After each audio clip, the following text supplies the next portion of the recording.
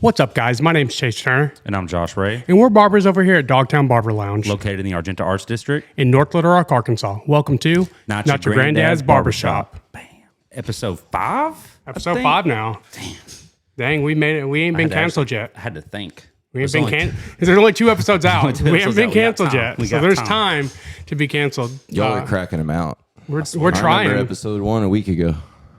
Oh, yeah. Yeah, we did release it about a week and a half We're ago, technically in the future right now, but Dang, we time traveled. when you think about it, And this is what I decided to do We can with have time Neil traveling. deGrasse Tyson on here since we figured out time travel now. Exactly. Hey, hit us up, Neil. I know you watching this from Star Talk, bro. So episode 5. Yep. I think we have a friend that both of us have been friends with for quite some time. I've been friends with him for 15 plus years now through music and clothing and things like that. He's been a solid dude in my life. He's helped me out several times, gave me a place to stay while I was in Los Angeles. That was pretty cool. Los Angeles. Damn. But is my good friend Zack Ward. Good old Zack Ward. what's up, boys?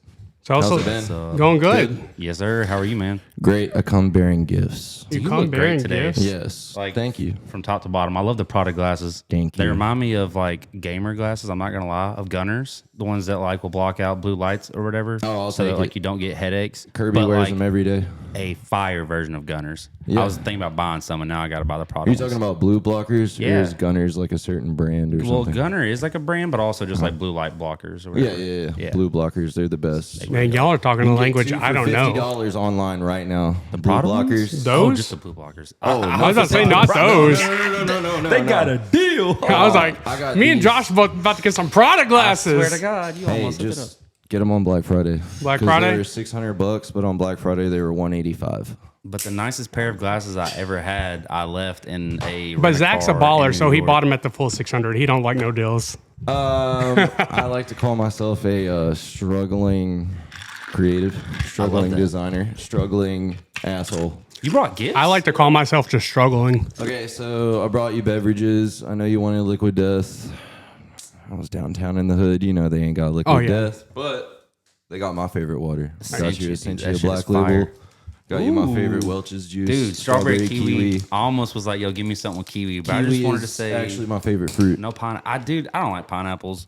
I don't Eat it think with pineapple spinach. belong on pizza. Like if you put jalapenos on a pineapple pizza, I'll fuck with it because the spice will cancel it out. But all that Canadian bacon pineapple makes me want to hurt people. You're It's really gonna have unholy. to get over this whole pineapple thing. I know I ate too much, Not tasted gonna a little weird. I get it. You're gonna have to get over this. No, on the river no. trip though, I don't remember if I was just really drunk or Oh yeah, no. Ethan brought pineapples, and you were like, "These are the greatest pineapples I've they ever were had." listen because y'all had convinced me that they were like grown locally and they got from like a farmer's No, market. they were from Kroger, Kroger's, bro. It's just like the Kroger Simple Truth. When I'm sitting there eating them, I'm like, so damn, the I might homie like grew these in the pineapples. backyard, dude. I mean, to I know God. we're in Arkansas. But That's I what they swear, told me, dude. and I was Dude. like, hey, bro, you know what? That might be true. You don't drink often, and you drank a little bit that day. Everyone had punch, so We got these shipped straight from Dole, so they got that you. day. They got Yeah, you. I don't on like that one. pineapples. Oh, real quick, one more love gift that. for the shop. I know you guys got the OG. Oh, you back can't there. see it, but- but It's behind our pricing sign. I'd bring the last one. oh snap! The Put it last up. one. Yeah, last. The last skateboard. one of these? Yep. That's No more tight. skateboard decks. Are you done with? Bro? Are you done with skateboards altogether? All right, so I'm done with skateboard decks as far as like releasing them as Brigade. Like, Okay. If I want to do a collaboration with a skateboard deck company, like if I ever get so lucky in the future, you know, Plan B. collabing with like, you know, Baker Toy Machine or that something would be like tight. that, then I'll put out a deck. And then another time I would like to do it is with musicians and with artists, like one of my BFFs, Schaefer. I think So, that is a fantastic idea because, dude, I mean, we've all been going to shows for like a long ass time. I remember when like my children, my bride put that cologne out, and I that am the shit Master Chief. sold like hotcakes for like yeah. no reason. Who else did? Like, there was another band that did A lot cologne. of them in the, back in the but, day were like, just doing crazy stuff like that. Freaking like lighters. The bands are deodorant, dude. Bands are putting out when Terror everything. was touring with metalcore bands all the time, they were selling skateboard decks at the Village. Terminal Nation is about to, at our next show, we're going to have Let's condoms. go. Let's Terminal go. Nation condoms. Oh bro. my god, I need a whole pack. You can't bust Let's that I don't down. know if any of my homies wear them, but I can model 'em we for got you them. if you- What You can band? model them. Yeah, It was a if you hardcore need a band. And smaller it's model. really it's escaping me right now. They did like joint rolling papers. They were a a bunch of bands. Gulch did. Gulch had Body some. Box has done it. There's Those a were lot of sick. bands that The have Gulch done. ones became Body like Box. extra rare. Just real quick side note. Body Box has the coolest graphics Oh yeah, since Sanksugabog. and it's bro. and it's just one They guy. are so good. It's just one guy. His Yeah. band is like revolving. Are you talking about the singer? crazy. Yeah, Harrison. So, some quick lore. I got rejected. So I hit him up to model for Brigade, and he hit me back, and he was like, when? And I was like, whenever's clever. Like, we can make a schedule or whatever. Scene. Damn. Nothing. Damn. I was like, But speaking of Brigade, you let's miss every shot you don't take. roll it back for a minute. Oh, yeah. Who are you? Well, yeah. What is Brigade? Oh, my name is Zachary, most beloved Ward. And, yeah. So I run a skateboard company. Well, as you can tell, this is the last one right here. I run a skateboard garment company that we're in the middle of a rebrand right now. We're going to turn into a luxury company, actually a lifestyle company. So Hell yeah. you'll see a lot more like crazy accessories, a lot more cut and sew like nice jackets. I am trying to plan a trip right now with one of my friends, Kamani, to New York and Japan so we can get denim. And I've always wanted Which to go you've to done denim Japan. before, right? Yeah, oh yeah, but I've always Like going worked to the with other source and getting it, companies yeah. doing denim. Like I worked with Red Cap on my first pair of denim. Then I worked with Dickies. Then I worked with Levi's and Dry Duck.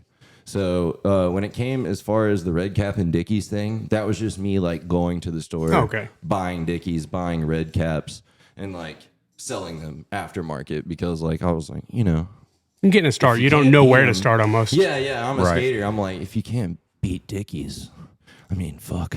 Right. Exactly. Join them. You know what I Exactly. mean? So I was like, I'll just make my version of Dickies, like make them very decorated and like what I would have wanted to wear as a teenager, being a skateboarder growing up in Little Rock. But long story short, we're moving into like a luxury aspect of things because our wonderful president, he's been doing these tariffs, and I've been seeing the numbers just skyrocketing to make quality clothing. So if the rich want to take all of our money, why don't I just sell it to them and get some back? Fair You know enough. what I mean? Are you So- still going to do like your shirt releases and stuff like Yes, that? So okay. you'll still have. Yeah. To make, I don't want to take too much time on this, but I No, would this is say- the floor is yours. So Oh, okay, cool. I didn't got know if it. we were on a schedule. I Nope. know No. everybody's got shit going on. But so it's gonna be 3 tiers. There's gonna be, I don't have like the exact names yet. I'm still working them out with the rest of the team at the moment. But there will be like a 3rd tier, which is the bottom, and that's like where you're able to get it. Like you can get a 3-pack of like nice T-shirts where it's like simple branding. Like one of our tier 3 like logo T-shirts is gonna be all blank, but the stitching, all the binding on it will match the color of the embroidery, and then there will just be one scythe on the sleeve. which like my favorite You get a shirts you've free- ever done have always just been like the simple. simple, I'm yeah. a simple dude. Like, look, this, I'm Exactly. just wearing a shirt with just Exactly. one thing on Simple. there. I've always been a real simple dude, so I love Exactly. those. And those always sell well too. But you'll be able to get a 3-pack of shirts for $50.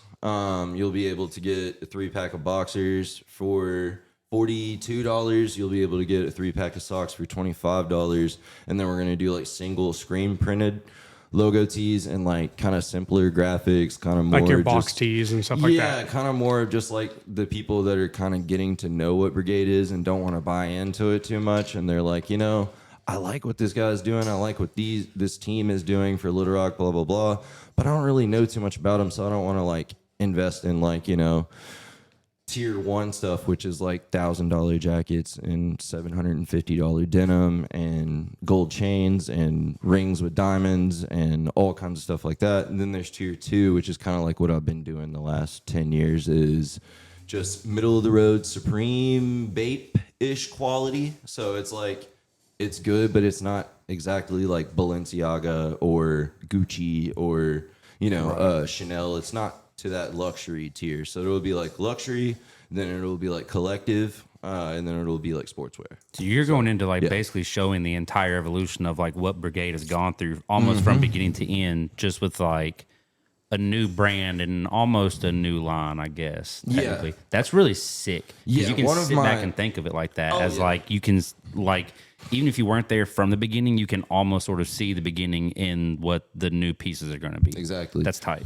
And one of my 2 mentors that I've acquired the last 5 years, which I've been so lucky to do, kind of explained that to me at Ralph Lauren and was like, you have to offer different things. Like, you say this is who you're inspired by. You're here. You traveled 25 hours to uproot your whole life to come work at this conglomerate. Like, Right. learn. Don't come here and then go and do the same like hood rat shit that you've been doing your whole life. Yeah. You know what I mean? Like, we're trying to take you at face value instead of being like, oh, this dumbass like Arkansan, he doesn't know what the fuck he's doing. Like, so they gave me a chance, and then after that, they were like, this Brigade thing that you're doing is beautiful. Like, learn here. Like, take this and apply it to yourself. Don't just like come here to like up your resume and do all that. So I like, you know, I learned something out of that as well. So That's yeah. tight. So you've been doing this for 10 years, and like I've supported. Yeah. I still have like the original Brigade boys. Yes, but I've been like I making have that two. logo I have for 2 of 10 those years. shirts, Yep. like the one with the world on it, and the one that's just like the. Yeah. I think it's like a Grim Reaper. Yeah, that was. I when still it was have both Brigade of those Boys. shirts. Yeah, I bought them at yeah. Downtown Music in the sketchy alleyway from you. Throwback. And Holy it's like shit. so. Shout out Downtown Music. So- Shout out Sam Allen. So I've seen like the progression of what you've been doing for Thanks, that man. time. What caused you to even do this? Like, what made you go, hey, I want to start a clothing company? Because I feel Okay. like that's something a lot of people think about Quick doing. question before And that. I have one more thing to add on who I am. Oh yeah, no. Also, another thing that is beautiful and it's going on in Little Rock right now is so when I moved back from Los Angeles in January of 2023, that whole year I just did freelance merchandising because it was the only thing I was really like qualified for. The only thing else I was qualified for was running the block on the street. So it was like, you know, that life was over. So I was like, all right, I got to like grow up, change my mind, do all these things. So I get back here and I was doing freelance for River City. I was doing freelance for Good Day Farm. I was doing freelance for all of these other businesses. I tried to work some stuff out with Little Rock Taco, the Fold Company and Reduno and stuff. Me and Bart just couldn't get to like a number that was like a good, you know, for me to come on and do some creative stuff for him. And so I was kind of like, I was really down bad, dude. I was on my ass. And then like Noah and John from Vacant Places, the sneaker boutique down the road. One here in Argenta. Yeah, they were straight up like, hey, bro, so we know you're doing freelance for Ralph Lauren. You know, because I was still going back and forth when I had first moved back here because they were like, yo, we need work in Dallas. We need work in Aspen. We need work in all these other places because they didn't have like in-house merchandisers. So they were calling corporate people to come in and do this. Well, I kept raising my price because of the lifestyle I was living when I first got back here and the people I was hanging around and the girl I was dating and all that. It was just like a very expensive lifestyle. We were doing a lot, going everywhere, eating the craziest shit. You know how it goes. Oh, yeah. Spending money. And so they reached out to me and they're like, hey, man, we look like a locker room in here. This looks like an Instagram profile. Like, this doesn't look like a full-fledged, like, actual store. Like, would you want to work full-time as, like, a merchandiser? Like, we've got the money to, like, fund it now. And I was like, yeah, like what? Like doing something like that in Little Rock, Arkansas? I was like, yeah, like. Which is like, that's a You business know? that you wouldn't think would ever be here. Like, dude, But it's tight in It's there. like Oh. Rock City Kicks, but not. It's Honestly, like they're cooler. moving in that direction, but you have to start somewhere. Oh, so for it's sure. like, you know, we'll get little deals every now and then from people that work at Nike or work at some facility. Like, Even being just seen and recognized by those things is a big deal, though. yeah, and like one thing I will say, I won't go too deep into it, but because I know some people that are tied up in it, but UPS and FedEx have some thugs that will get some stuff done for you sometimes. Oh, when I you can need it. imagine. That fell off everyone the has a truck. price. That fell off the truck. That fell off the truck deal. Nothing against like Rock some Tony City Kicks, Soprano shit. but like that. I mean, Kicks is like in their name, so they're like mostly shoes. But like Vacant Place, you walk in there and you can tell that it's like more of a like street fashion plus like fashion store that Exactly. also has shoes. Yeah. Where like Rock City Kicks is more like shoes that also has some apparel. They're an official like licensed tier 1 Nike store. Yes, and they are fantastic at that. Yeah, so like and that's Corey nothing is- against them. It's just like what dude, y'all have Corey's going on down fucking there. tight. Dude, and you know what's crazy about Rock City Kicks?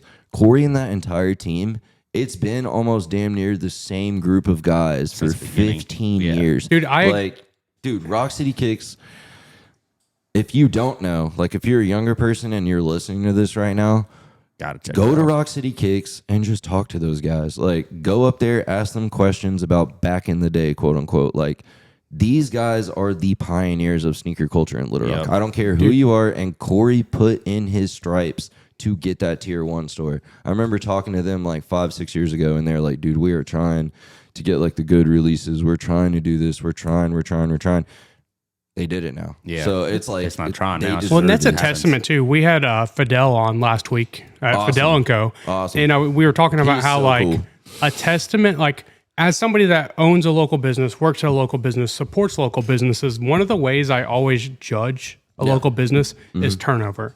And Of when you course. walk in somewhere and it's like you see the same people year after year, it's like, dude, somebody's doing something right. Yes, and there's that's a how it is lot. at Rock Somebody's City. getting treated Dude, Rock right. City Yeah. is like you said, it's the same dudes, and like they get to know you. Like they know what Oh, yeah. releases you like, they know what styles you're Dude, into. That's weird And that dude, you say that. They'll start knowing the shoes that you like because I'll go and sign for a raffle for like something. They're like, he wants some Kobe's.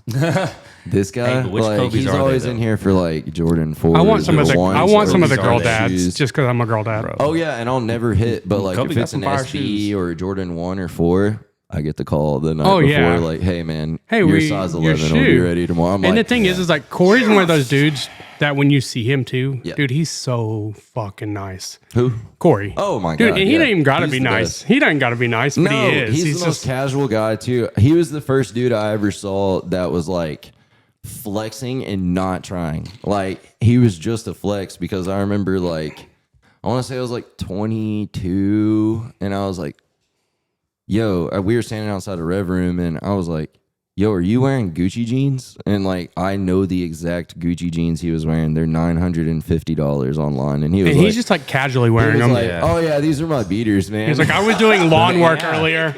That's the thing, like the gravitational pull that somebody who is flexing without trying to flex, like the gravitational pull that they have is always more than somebody who's like Oh, yeah. obnoxiously trying to flex. Like you're gonna get gravitational pull if you're trying to flex. Oh, yeah. But And the he- person standing over there that's not trying and just nonchalantly just existing, but their existence is a flex in and of itself, they're gonna have way more gravitational pull. Oh, Yeah, dude, well, it's it's kind of awesome. like I keep up. I watch Vacant Places, and I'm waiting for them to get a Jordan 5 off white in my yeah. size. Oh, yeah. just to buy them and cut hair in them. What's your size? 10 and a half. 10 and a half. We'll get them. That- I'll that's be like, honest. for we some get reason- mostly small sizes in that shoe. It'll be like 5.5 to 8. I was on Oh, vacation almost one there. time and he posted it in 10 and a half and I was gone. I was like, you gotta be kidding me. Of course. But like, I would buy him just to cut hair in them because all I do is cut hair. I don't go do anything. And Is it's it like the sail, the white and red, or the mousseline, the gray? the white and red. White and red. And the That's reason my is favorite, the too. Jordan 5s, they're real poofy at the top, but I like that they took that cushion out and it sits real tight around Dude. the ankle. I love it. Dude, all right. So I don't know if you guys know too much about like hardcore and metalcore and death metal and hair metal lore with like retros, like Jordan retros. So to me, besides like obviously the 89 and 90 and 91 trainers, I truly feel like the death metal like headbanger shoe is the Jordan Metallic 5. Like the black Yes. metallics. You I have the a Jordan pair of Metallic those. 5s. Yeah. I have the 6 Jordan. pairs I have the from this year. I Metallic. love those shoes, bro. So I'll say And- this, I have the Metallic 6s. I don't have the 5s. Yeah. I have the 5s. I love those things, dude. Oh yeah. I don't wear a lot of the sneakers that I have a lot. Well, you just wear 'cause, like, shorts I a do cut lot. hair. I wear shorts a lot. And Jordan 5s don't really go well with shorts. But it's like one of those shoes that you're like, I could listen to Biohazard and Obituary and like just Yes. Yes. like it's the shit. But yeah, I've had 6 pairs from this last release, and every time they go on my feet, somebody buys them off my feet Dude, I love in those store shoes. or Out of store. I bought a pair of Jordan 11 Space Jams off of Off of a someone's client. feet, but off a client here. He was trying to sell them to Jay, I think, when Jay worked here. Yeah. And they didn't fit him. And I think they you were my like, size. Space Jam is my favorite movie. Yeah, I was just like, hey, hold up now, hold on. I went and looked at them. I don't remember how much I paid for them. Space Jam 11. Yeah, I just bought them, and he had the box and everything. So I think was you like, got a all good right, deal. bet. No, I I'm won't say pretty the sure I number did. I'm thinking, but I think you got a good deal. Was it around 3 at the time? Yeah. That's a great number for Space Yeah, Jam. 3. This was like 2-3 years Who's ago. my too. client Blaine? No, it's a the one great that number. just comes and gets a beer trim. Yeah, Solid I was dude. stoked on it though, and like the 11s are some of my favorite pair of Jordans. Just That's 'cause I the feel like you first actually Jordan I ever can had. wear them with anything. Ah, Just like because like the patent leather, you can wear it with a fucking suit. Like a bunch of dudes when they get drafted in the NBA, they wear 11s or they wear dress shoes. with a suit, yeah. Yes, and I think it the looks 4. I did fire. it at Evan Grove and Katie Grove's wedding. See, it Dude, looks but fire. I think I the wore the 4 is my Jubilees. favorite silhouette. yeah, I like love the the fours, too. 4. The Jordan 4, yeah, that's the integrity shoe. Most old Exactly. Jordans, Yeah. man, just like all Jordan have a 4s good and look. It's construction the newer gloves, baby. ones that you have to be like what are you? Even feeling, some bro? of the What's this newer new ones, I'm shit? like, I'm not sure if I like it, but Yeah. it's kind of But cool. But if it's a re-release that's like got a new colorway or something, it's always fire. But any of like the newer model Jordans, bro, just quit. Just stop doing that shit. But to piggyback off what you're saying is my first 2 pair of retros ever was the Bread 11s that were a size and a half too small. Still I'm wore talking them about they were bitches. breaking my fucking toes, and I was like, nope, Fuck I'm it, flexing them. exactly, I'm I flexing them. swear. I'm flexing The them. Breads, bro. Bought them off of Ted Gillum. I think Yep. Talking about the Ted other with the pair I have are bread. the Breads. Yeah, he had think like is. randomly. I think he had a 9.5 or a 10, and I wear an 11.5, and it was just too fucking I have a pair of small. Breads that are And then I 11 had the and a half, Space and I Jams. have a Space Jam that's an 11 and a half. Space I wear Jams them, was my like, second once pair a of fucking year. Jordans. I'll be honest, I didn't get into shoes until later. I didn't get yeah. into shoes until I was vegan, which makes it even harder. I went It was through like waves. 3-4 years ago. When you So got into like it, for though. me, it's Yeah. like it's harder. But I have a pair of the Jordan 4 breads in my cart on StockX right now because they were sure. made with Durabuck. For sure. So which is like the vegan patent Yeah. suede. On your Earth Crisis shit. Dude, I love those and then again I always have the 5s. I saw them for like $400 one time, Yeah. and I almost bought them, and I was like, I'm gonna wait. And then like the next week they were like $700 it. again. Exactly. Are those all bro. metallic ones that you have 5s or 6s? The green beans, those are 5s. Okay, that's what I thought. The metallic I ain't gonna chromes I have are 6s. them hoes go. But again, That's anytime I hard. see something that's like made out of Durabuck or synthetic, Yeah. dude, Michelle's like, you got to quit buying shoes. I was like, if I don't buy them, they're going to quit They're making not- them. yeah, true. We They're gotta gonna be support like. And I too know hard to that's get. not true because a lot of No, it people, is they're true. What the always fuck? sold out. But it's gonna be OV. It's just either gonna be a price that you're like, I can't make this make sense for like my pockets, and Yes. also at the same time, it's a pair of shoes. I view shoes like cars. Like as soon as you put them on your feet, there's half the value. Right Oh, there. they depreciate. Oh my god! I'll never sell a single thing. Especially both of the owners at vacant places, like watching how these guys work. I'm like, if you ever offered me a price like that for a pair of my shoes, I would punch you in the fucking mouth. But at the end of the day, you're like, it's a business. Like I can't say anything. And you learn the way. And after a while, you start learning that like the conglomerates like StockX and Goat and stuff, they're paying people so much more or less than we are. Oh, in, I like, know. For sure. Local shops. So And if shout I out had a Vacant place I and could Bad go Timing. that I could get these shoes, Yeah. I wouldn't even look at StockX. But it's like, yeah. It's cool that we have like a place that there's a possibility to be able oh to yeah, get them though. Because there's two locations, isn't there? What? Two locations vacant Yeah, place? yeah, yeah. One at We Park have Plaza. a Park Plaza location that we're actually going to close down at the end of the lease because there's 2 shootings the first 3 crazy. months. Ah, yeah. We were open. And then also with me being director of operations starting in the summer, I kind of want to just deal with one store because if it's not broken, don't fix it. And we're doing really, really well. It's a beautiful Just store, a too. fire location. Exactly. It's like because Y'all like a know, lot of people like, that it's a great location to be in. Me being from Pine Bluff, I've heard this a lot. I've never known it to be true for myself because I don't give a fuck about driving across the river. Doesn't Exactly. bother me, but I've always heard people from Little Rock don't want to drive across the river this way. People from North Little Rock don't want to drive across the river that way. Bro, this shit is That's Arkansas 20 state of seconds mind across shit. the damn river. It's fire. not only is it like a fire store, there's a bunch of fire stuff happening in Argenta, especially during like the spring, summer. Bro, just go down to Argenta on a Saturday, hop into Vacant Place, buy some stuff, and go get some food out on the sidewalk. Dude, It's they fire. like close the street down. There's That's what I'm saying, farmers bro. markets. There's all the so much to restaurants are do eating over here. outside. So, It's a like, cool area. Even if you're crossing the river, it's worth it to cross through And the we're river here. for 30 seconds. Yeah, and we're down here. Come get a haircut, and if we can't get you in for a haircut, come say hi, grab a beer, play some pool. Who cares? Dude, y'all see my hair. I come in here and say what's up all the time. So it's like not as often as I used to, but even busy. when you guys first became a Oh, yeah. business, I just wanted to show up and like support. So I would like Oh, you've pay done, you like, guys drops to just here. get a shave or a drop or like whatever the case may be. But I remember there was a lot of times that Brandon, when he was still living in Little Rock, he would come in here and Oh, yeah. did he get cut by you? Yeah, I can't used to go remember. to Sarah all the time. Yeah, and then I can't remember. And Brandon, is Brandon part of the Brigade team? what? Is Brandon? Brandon's the co-founder. He's always going to be a part of Brigade. The team right now, I guess I'll go over that really quick. The team is me and Kirby own it. So Kirby is a 20% owner, and then I own 80%. And then our team under us is Brandon. Brandon works closely with Kirby up in Fayetteville. They run numbers together. Also have another guy that we're bringing on it's actually from me and Brandon's like childhood. Do you know Austin Harmon? From The name Bryant? sounds really, really He's from familiar. Bryant originally, but he's our new money manager. Like he's managing the company, so he's going to be the guy who kind of strategizes.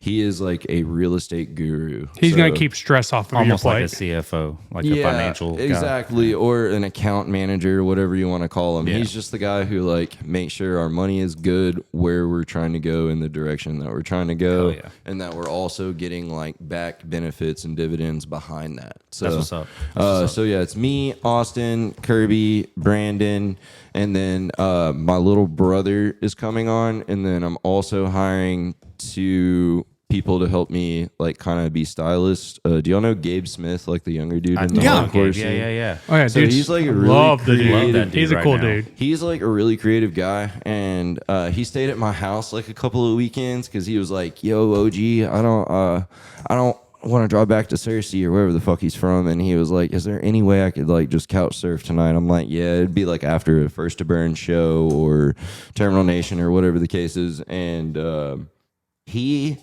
knows so much for how young he is. Oh yeah, he was in here blowing our minds I with was stuff. My playing God. Xbox with Chris Flint, like maybe a week or two ago. Oh, that's and another really educated person. Bro, Oh my my mama. God. We stayed Shout in out Xbox Big P. parties, and it'll be like 10 of us in there, and we're just talking about a bunch of stuff. But Gabe was over there, and I hear him and Chris just talking like that. They went on We're a in a whole group chat. rant about like fashion. I'm pretty sure they were talking about the fashion group chat. Maybe. Hope I'm not leaking anything. no. But no, I don't remember It's specifically, spicy. but I just remember, you brought up Gabe, and I remember like hearing him have a conversation with Chris. And Chris, I've known Chris since that dude's name was Chips. And most people, bro, for over a decade, for longer It's than kind of like, crazy how sounds long way we've all longer than known all I've these known. people. Yeah. So like that dude has kind of always had a like.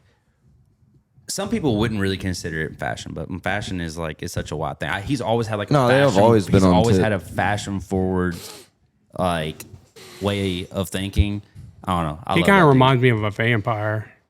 Yeah. Brick Breezy. When you wear that much Rick Owens and I love that dude, bro. vintage Margiela He's and so Vivian funny. Westwood, you will turn into a damn vampire. It's But like Gabe. I love Gabe too. I he's met him like not that long what ago. Playboy Cardi is trying to be. He really is, and Like, Chris is not trying to do seriously. that. It is Yeah. just Chris. Yeah. Holy shit! I'm He's not just gonna trying lie, to vibe the out and play video transformation- games. No, it's the real shit. It is the real shit. I remember Chris from like the 2010s and shit, and a little bit of that was always there. Even when he was in like the army, a little bit of that was always there, and he was always able to show it. But as soon as he got out of the army, like full fledged, just dove straight in, and I love it. I support it. That's my dude. One of the best people ever. You Shout were out gonna Big ask P. a question, and I said, "Hold on, let me ask one first." But actually, mine might be a good follow up question that I've had about 10 minutes to sit here and think. And you've been about thinking it. like, okay, how do I work this I've in? been having conversations. No, while thinking. so my question is that like, so I mean, you were playing music, things like that, and we've all played music together for a long time.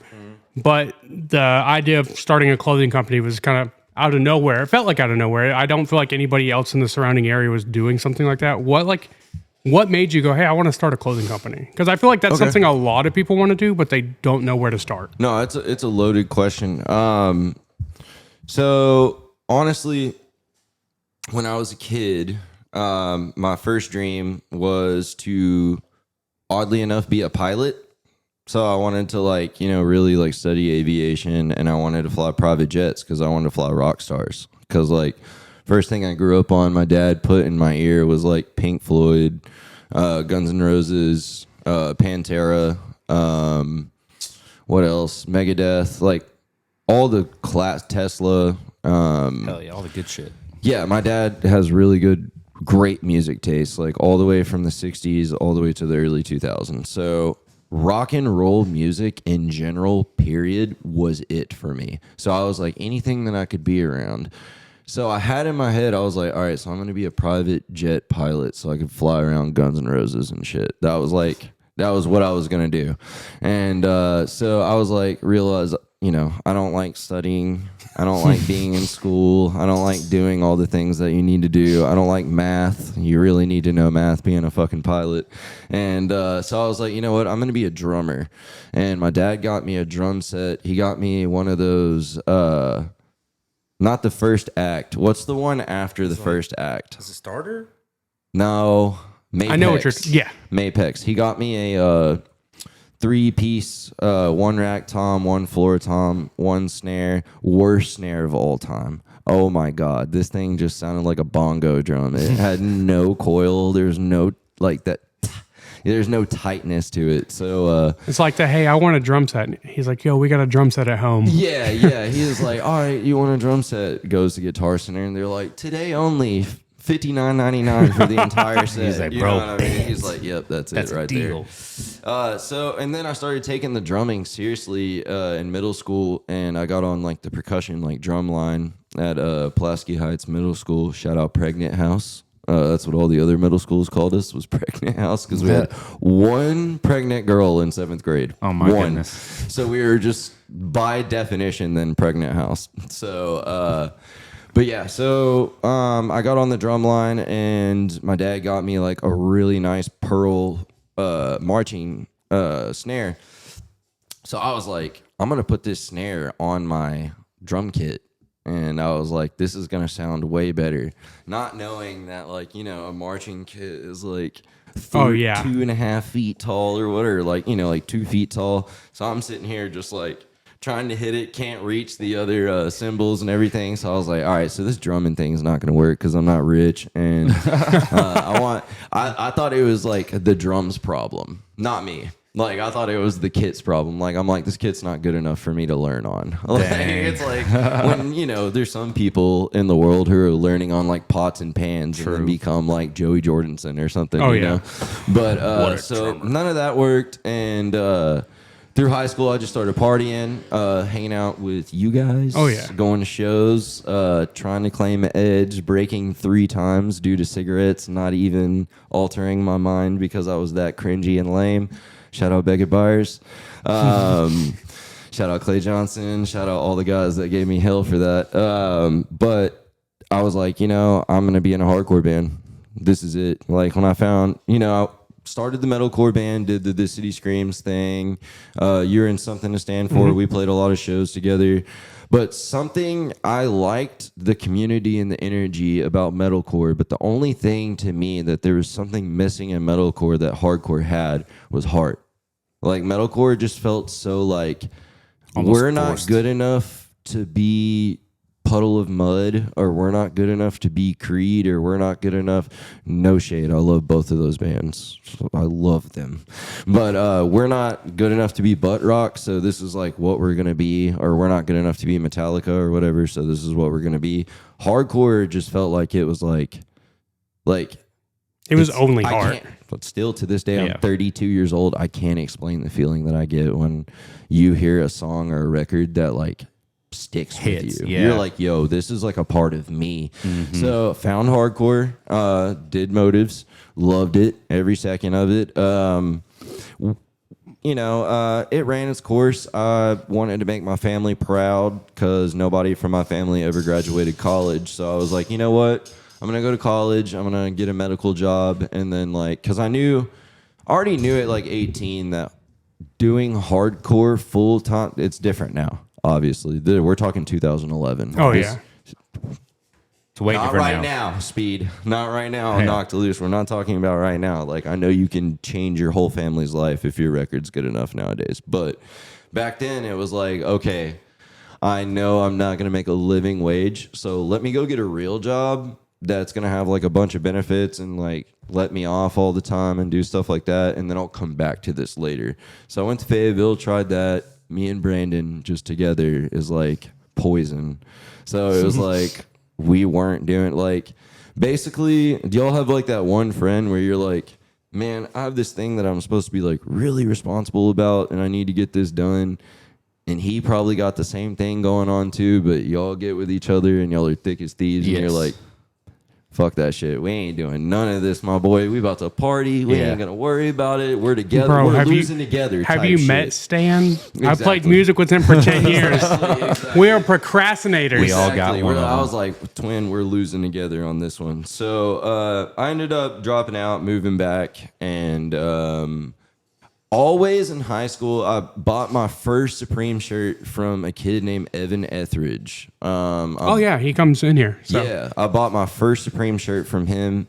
I remember he got all the cool shit when we were in high school. Like his parents like would get him like the coolest stuff, like stuff from Supreme, stuff from Bape, stuff from Fucked, Friends You Can Trust. Like he would get like Stussy, like all the cool stuff that like my dad and grandmother would be like, I'm not paying $25 extra so you can have a little box logo on your shirt. Right. Like, fuck that. Go get a job and do it yourself.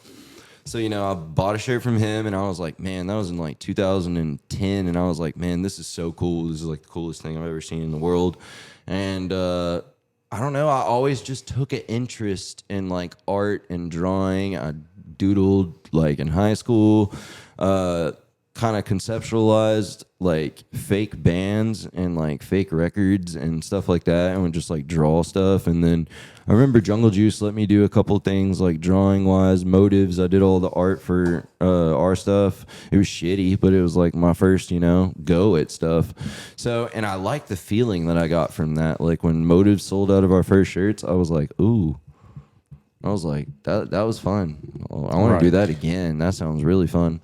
And I thought about it. It was like a little like thought that had always been gnawing at me. Like, dude, you should just like start making stuff. Like, you don't have to like set something or put this like thing behind it. Just start making stuff. So when I got back here and I'm a college dropout. I'm not in a band. I'm not doing any other shit that I love. I was like, I'm definitely not skating at this time. I'm doing so much drugs. Like, I'm doing Percocets, I'm doing lean, I'm getting drunk every night, I'm smoking weed until I don't even know my name. Like, I'm getting fucked up all the time. So I'm like, you know what? While I'm like wasting my life away, let me just like put out some creative stuff because I'm already at the bottom right now. So like, what do I really got to lose? Right. So put out a couple of shirts, and I didn't even want to market it because I started getting back into skating and kicking like the lean shit for a little while. That's a whole different story for a different day, drug use. But I was kicking drugs at that point, and I wasn't getting fucked up besides like alcohol and weed. And I was like, you know what? I want to start skating again all the time. So me, Brandon, Evan Etheridge, and a couple other guys that I'm not going to mention due to their life and lifestyle choices and all that now. We were all running together, and we were like, you know what? Let's make like a skate crew. There's no skate shop here. At that time, all the skate shops were done with. Like, that was after Enjoy, right? Yeah. Oh, yeah. Enjoy had closed their doors like 2 or 3 years before that. Yeah, because I remember right before Enjoy closed, we were rocking that shit down. Oh yeah, it was awesome, dude. It Little was Rock Hardcore very cool. was taking that place over. We were playing shows, like we were booking tight, shows, dude. playing shows all the time. But it was played there. I remember that show, and it was crazy. I can't remember. I'd have to really sit here and think about it. We'd be here all night. They had a popping badass off all kinds of skate park shows. too. Dude, I'll tell some of the younger kids about like some shows that happened back in the day, and their minds are blown.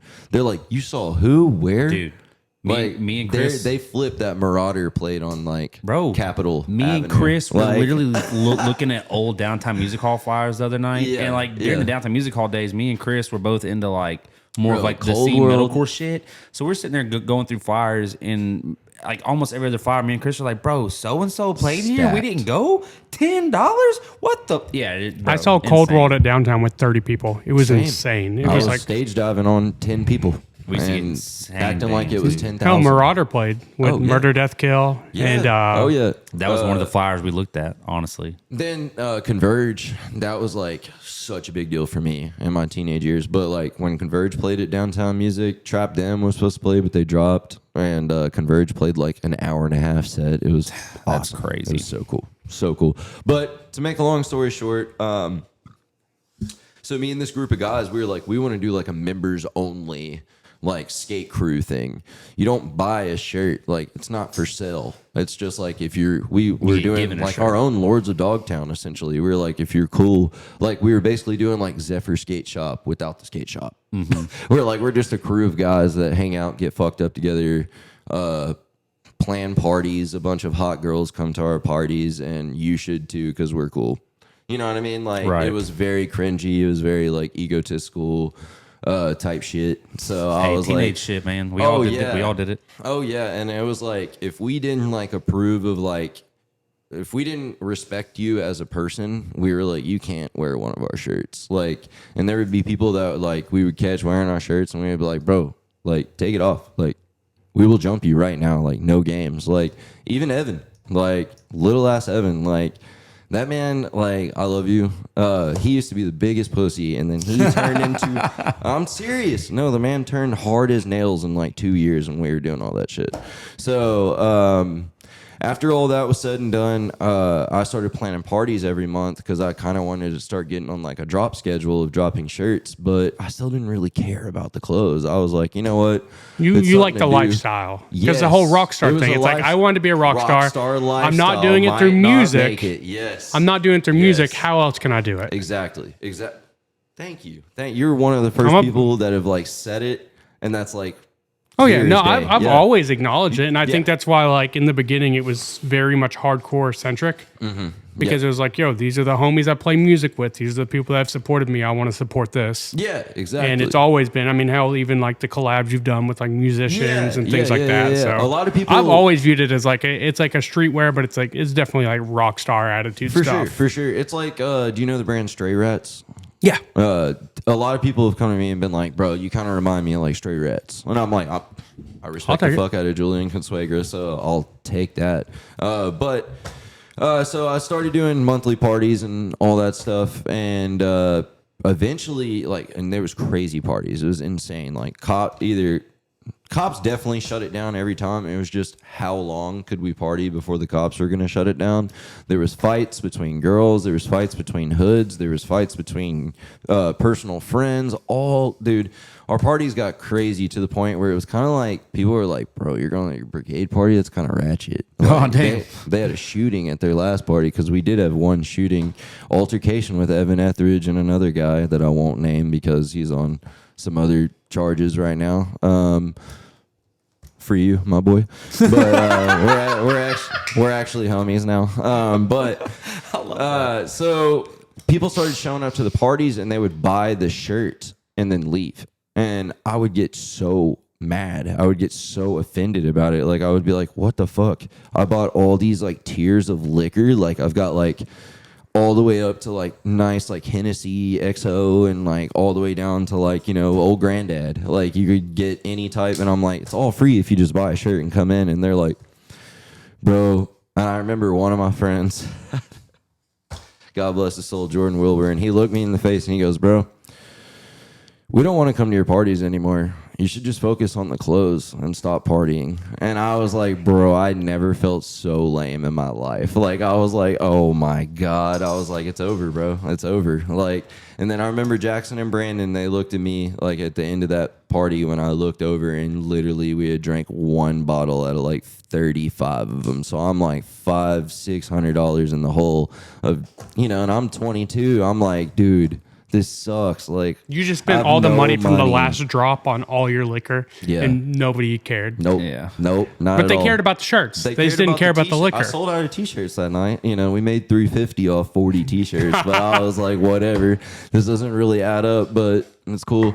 And Jackson Shelton and Brandon Brawley, they were like, hey man, what if we like took this seriously? Like, what if we were just like, what if we like, you already got the logo, like you do the double cross scythe, you got the name for it. What if we just dropped the whole boys and collective off of it? And I was like, let's give it a try. I'm not doing anything else besides drugs and partying. So like, let's do it. And so I brought Shelby Butler on. Wait, hold up. Damn, that's tight. I just realized because I had the collective and the boys. That meant I was cool enough to have the shirts. Hell yeah. Of course. Dude. Okay, we're good now. Kind of cool. I just clicked, and I See, remember. the thing is everyone in Little Rock Hardcore when it first like came out was so supportive of it, like Yeah. so fucking supportive. Like without Little Rock Hardcore in the beginning, like I don't think I'd ever got my start. Like the rap scene and the hardcore scene showed a lot of love. Very different now. That's okay. I'm not offended by it. It's just when I first started, it was like open arms. Like I was a band. So I finally got my dream, but in a different way. You know what I Well, mean? I will say on that note, I feel like a lot of the people that supported you in the hardcore scene Yeah. have all like grown up and like now they do other things. So like now the hardcore scene is just full of like people It's that have so no many idea new who we people, are. bro. Exactly. Like if It I didn't really play in is. a band, these kids would be like, "Who's this boomer They at a really hardcore show that just Yeah, beat the exactly. shit out of me?" Exactly. But see, all right, so I will say this. You as in Terminal Nation, First to Burn, and Morbid Visions, y'all have like a big job. Like these kids Not wrong. live off of what y'all say. They live off yeah. of what you say. No, I Like, understand from somebody it. that's the outside looking in, and I talk to these kids. Like I used to look at all of them like, and when I first moved back from LA, I was all like, these little snot nose bastards. They have no idea. They're all soft. They all came from an internet era. None of them will step in, eat even each other. Like they're all pussies. They don't know we shit. taught them But they right. almost And then I had got- to because it was all COVID. Well, see, that was me assuming as well. And then I got to know them, and I was like, you know what? But they like We got some I'm real serious, Chase. Like you're in a very important position right now. Thank you. Like I'm serious. Like, and what you're doing with First to Burn is amazing. Like It's crazy to me because I get people that are like, "Man, these." Like I'll get like people that are like, "Yo, man, I look up to you," and I'm like, "Bro, I'm an asshole. Why are you looking up to me?" But you're like, honest. You're but I'm real. honest. You're not trying wrong. to like play the people for No, anything. I don't. Like, here's the I thing. think your peers could learn a lot from you. I'm at a point right now where like, if every band I play in broke up today, I'd be fine because like I accomplished so much and like I did a lot of cool stuff. But it's because it's real. Yeah. It's like- yeah, and I think a lot. Personally, I think the best influences on them is you, Tommy, Kirby, and Dalton. I think you guys are the best influences on them out of like all the older guys in the hardcore scene. Thank you. Yeah. A lot of those kids, I was sitting down because I've seen a lot of them come in here just going to shows, but I hadn't taken the opportunity to sit down and talk to a lot of them. So at the last First Burn show, I guess I was sitting out back just talking to a lot of them, like, "Yo, what was y'all's first show?" Da da da. And almost all of them were like, "We didn't really know that there was like a scene here. We knew Terminal Nation was here, but once we found out that Terminal Nation was playing a lot of shows, we just started coming." And They're the COVID all those babies. kids beat the shit out of each other now, and I love it. Yeah. Damn, dude. They're the COVID babies. Because think about it, like a lot of them who are in their early 20s right now, who are like thriving in the hardcore scene, like they were in 9th grade in 2020. You know what I mean? Oh, or yeah. 10th grade, like. And now you got, people like Jacob who are like fresh out of high school, like being a rock star in Little Rock. Dude, And he's badass. same with Ben. Dude. Like, Ben all those Boyo. kids literally look up. He's to a little like- rock star, Dude, dude. Jacob Clark, it's he's insane. he's playing with Terminal Nation at that Dying Fetus show. Oh, really? He's playing bass That's awesome. for that. That's I'm awesome. doing vocals. I already knew that. What? Stan's like going to like Columbia or something. He's being Bro, they're pulling recognized. a blacklisted Cold So, World thing. so he I love it. it's awesome because he's being like recognized for all the stuff he's doing with Central Arkansas harm Yeah. reduction, which is fucking Which, awesome. Stan, shout out to you for all of that. Like that's so very to important. me. So he's Really is. being recognized as like what he's doing here. So they're going out to like some big event. And here's the thing: when like Dying Fetus is like, "Hey, can Terminal Nation play?" or whoever the tour manager, whoever it was, when they're like, "Hey, can they play?" Yeah. You say, "Yeah." Dude, And of so we were course. like, well, fuck, we want to play this. So I was like, fuck it, I'll do vocals. Dying Fetus is one of the best bands out And right now, so period. I'm doing vocals. Jacob's playing bass for it. Dude's a badass. Like Yeah. he plays in lots of bands. They're a and legendary band. He's young. When is that show? Couldn't tell you. Okay. This will be out It's before then. soonish, I think. Maybe. Isn't it It's in May? at the end of this month. The Okay, Dying so this Fetus probably show? this probably actually will not be out before We'll then because we have 2 episodes to release. So Well, if it either is way, out you now, you guys are guys gonna kill know, and if not, haha, Yeah, either way, you guys are gonna fucking smash it out the yeah, it's park. gonna be tight. I remember the Because- last show that you did vocals, but it was you and Stan doing vocals. I broke my hand. Couldn't play bass. Oh, Shit was I think that was fire. the one show it wasn't at.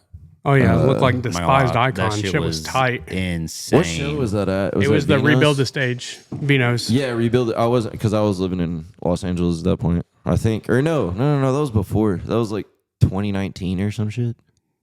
Give or take. It was like right Bro, before my COVID, I years feel run like. together now. Like it's All of crazy. them. I'll be like, yeah, that's like at this point, and I'm like 5 years off. I'm like, oh, never I mind. swear, I'm COVID old. really killed my timeline. It really did. It's crazy. But you were saying before I went off about me being cool enough to wear your clothes. It was you were saying so. Brandon and Jackson were like, "What if we just actually took this serious?" Okay, so yeah, they were like, "Yo, what if we just built like a company out of this and like, don't you like want to make skateboards? We're already talking about making like a group members only like team video. Like, why don't we do it? But like with a brand, like, bro, Baker 3 is like your everything. Like, why don't you be your own Baker 3 now?" And I'm like, you know what, boys? I never thought about it like that. Hell yeah. If you can't turn pro, make them. You know what I It's like mean? that. If you can't be a rock star, Exactly. It's Hell like yeah. be the guy that you wanted to have your back when you were 17. So I was like, let me try this. Obviously, it didn't pan out the way I wanted it to due to my decisions and time doing its thing and life, and you guys know what I'm talking yeah. about. Hell yeah. Nothing, no matter what you do in this life, no matter what you create or what you set out to like express yourself and however that is, it will never ever turn out the way that you want it to, but you can be damn close and just be cool with that. yo, You I know what that mean? for a Like, fact. We recorded dude, the I first nitpick episode everything. 3 times. We messed up so bad. We recorded the first episode 3 times. Nothing ever turns out the way you want it I to. did see the bloopers. You're like, fuck. Oh, And we're down in fuck. Morgan saw that. She's like, I didn't even know that he was about to mess up. It just seemed like he went from talking to yelling "fuck." nope. The gears in my head, they stopped turning. I went caveman mode, forgot what I was saying. Dude, hit that ooga booga. I hit that I ooga thought it booga. sounded great, and you were just like, "Nope, don't like the way I did that." I knew the next thing I was about to say was going to mess up. So everything up to that point sounded fine, It was a preemptive fuck. but I knew I was about to mess up, so I just got ahead of it brain was by working. messing up. The brain was working faster than the mouth. Exactly. It's So the brain was working slower than the mouth. I was like yeah, trying yeah, to like yeah. speed up my brain. You know what I meant. I'm fucking dumb. So Brigade started off more as like a street fashion skateboard collective like brand. Well, okay, so like we still really didn't give a shit about fashion. We cared about how we looked, like Yeah. how fly we were. It was all for women, bro. It was all for girls. We Hey, were all I'm not shooting. gonna lie, that is a story as old as time right there. I mean, dude, think about it. It's a young man's game. Like we were like on a good day, I was a 6.5. But if I dressed as I was a 10, I could score a 10, or I Exactly. could damn near get close to 9. That's true. So I was like, you know what? I gotta dress the part that I want. You know what I mean? Right. But so it started as just like a skateboard collective, and we would just like wear like jackets and hoodies and t-shirts. Like we would damn near match too. Like the shit was Right. kind of cringy as hell. It was But really, also clean really at the time. yeah, because Everybody was looking at it and kinda wanted to be a part were of it. cool. Like you know, when you see a crew now, you're kind of like, Yeah, like what's that? you got a weird political view or something. You know what I mean? True. But back then, it was cool to like have a crew because like think Like, about people had your hardcore back. when It we was were like- teenagers. There was crews like. Right. You know, and the old heads, they had all of their crews that was like legendary to us. We were like, oh my God. Like, you know. So I was like, you know, instead of us being a crew, we can just turn this into a company. Brought Shelby on, and then December of 2015, we became Brigade Skateboards and released our first logo T-shirt and logo hoodie. Sold out in 2 days, and since then we've just been doing small press collectives between presses of 25 all the way up to 250. So hell yeah, we've just been playing around with those numbers ever since. My usual numbers are like 50 to 100, somewhere in there. Okay. So yeah, that's I kind of like love the easy limited where releases. it's like, you know, it won't sell out the first day, but you'll have like at least a payroll's worth of people be able to get it. I love limited releases, and I have ever since I was like 15. I mean, I don't remember dude's name. I remember what band he was in. The vocalist of Miss May I had a band, or had a Levi Bennett. He had a little street clothing brand. I can't remember what it was called, but it was, everything was limited, like very limited. I want to say limited was like part of like the brand name too, but it was like so That's limited. Some lore for me, because I have no idea. I had no idea about that. It was so at all. limited that like he was able to actually kind of like make it big because it was very, very, very, very small drops. I knew Vincent from a Casey strain With Diamond Cut. Diamond Cut. I remember him doing that back in the day, and then what was dude from Deftones, Chino shit? Mm-hmm. He had a brand as well back in the day. Oh my god, I can't remember. It wasn't Big Boy, but it was something like along But those lines.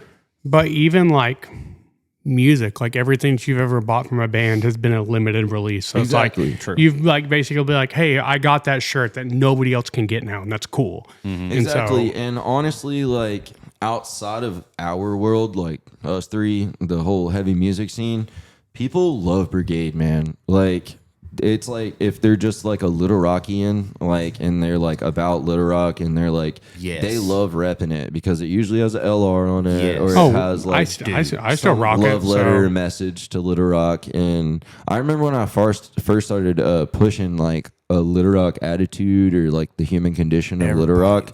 So many people hated on it though, dude. Like in the beginning, for real? yeah, I remember a lot of my friends who were like, which I'm not gonna mention those names either.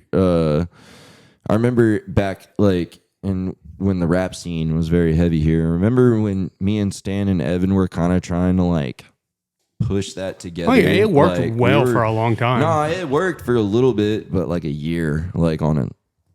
You know, if we're being honest. I think it did its part though, because it's Yeah. like everyone that was going to rap shows when that fizzled out all started coming to hardcore shows. So I think Yeah. it did its part. Yeah, I mean, I actually know a few kids who are like in their mid 20s now that they came from the rap like scene. Noah? Noah, yeah. Dude, Yeah. solid. Dude, I Noah, absolutely dude. love the dude. Noah's one of my favorite Even fucking Caston, people. Oh yeah, Caston. I saw Caston's him great, too. at Caston from the- yeah, that he was first at to the burn First to show. Burn show, the I house did a show. front flip on him. Yeah. But a lot of my rapper friends, they were like, bro, why are you pushing LR like that? Like, bro, you know where we're from is fucking lame. Like, or they're like, you know, like, ain't nothing but broken dreams here. I'm like, dude. No, That's their mentality, but you know. But I've always believed, like, because I listen to bands like Mindset, I listen to straight edge bands all the time. I'm not straight edge, but like, obviously the message behind is more than just straight edge. It's like, get up and change your shit. Like, Yeah. wipe the blood off your face and quit fucking crying and go change it. So it's like, be the change you want to see. No, I'm know, all leave about no fucking doubt. When I see Little Rock on something, I automatically just like it catches my eye. That's why like with Terminal Nation, the Arkansas versus Everybody shirts. holy dude, people go crazy cow. for them. No, or bro, the I was in the gym. I almost every time I would wear the camo, the camo one, the termination with the Arkansas versus everybody on the back.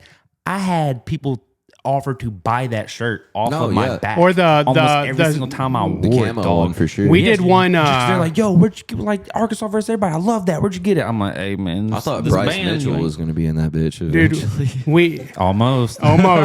but we another shirt we did I went to Little Rock and no one knew who you were. Yes, that one too, Dude, and That's my people favorite Terminal went Nation shirt crazy ever. over it. Like, dude, Yeah. it was to the point where like Corey, who does a lot of stuff with like banging in the rock stuff sure. like that, we gave him some of those shirts and he brought them to his shop, and everyone was freaking out over who was going to get that shirt. yeah. And he was like, Yeah. me. I'm getting this shirt. People here and that's love one the thing Little that I Rock, love Arkansas about mentality. Stan's mind. Like Stan, he'll see something that he thinks is like the coolest shit ever, and he's like, I want to make my version of it. Like, you know what I mean? Our whole It's dude, like, literally, we terms- laughed about that everybody. meme shirt forever, where it was like, I went to your hood and nobody knew you. It's the white kid wearing it, like at the Dude. all black school, and it was like, yo, that's I hilarious. swear to God, like being in Terminal Nation is 20% music, 80% what can we print our name on. Yeah.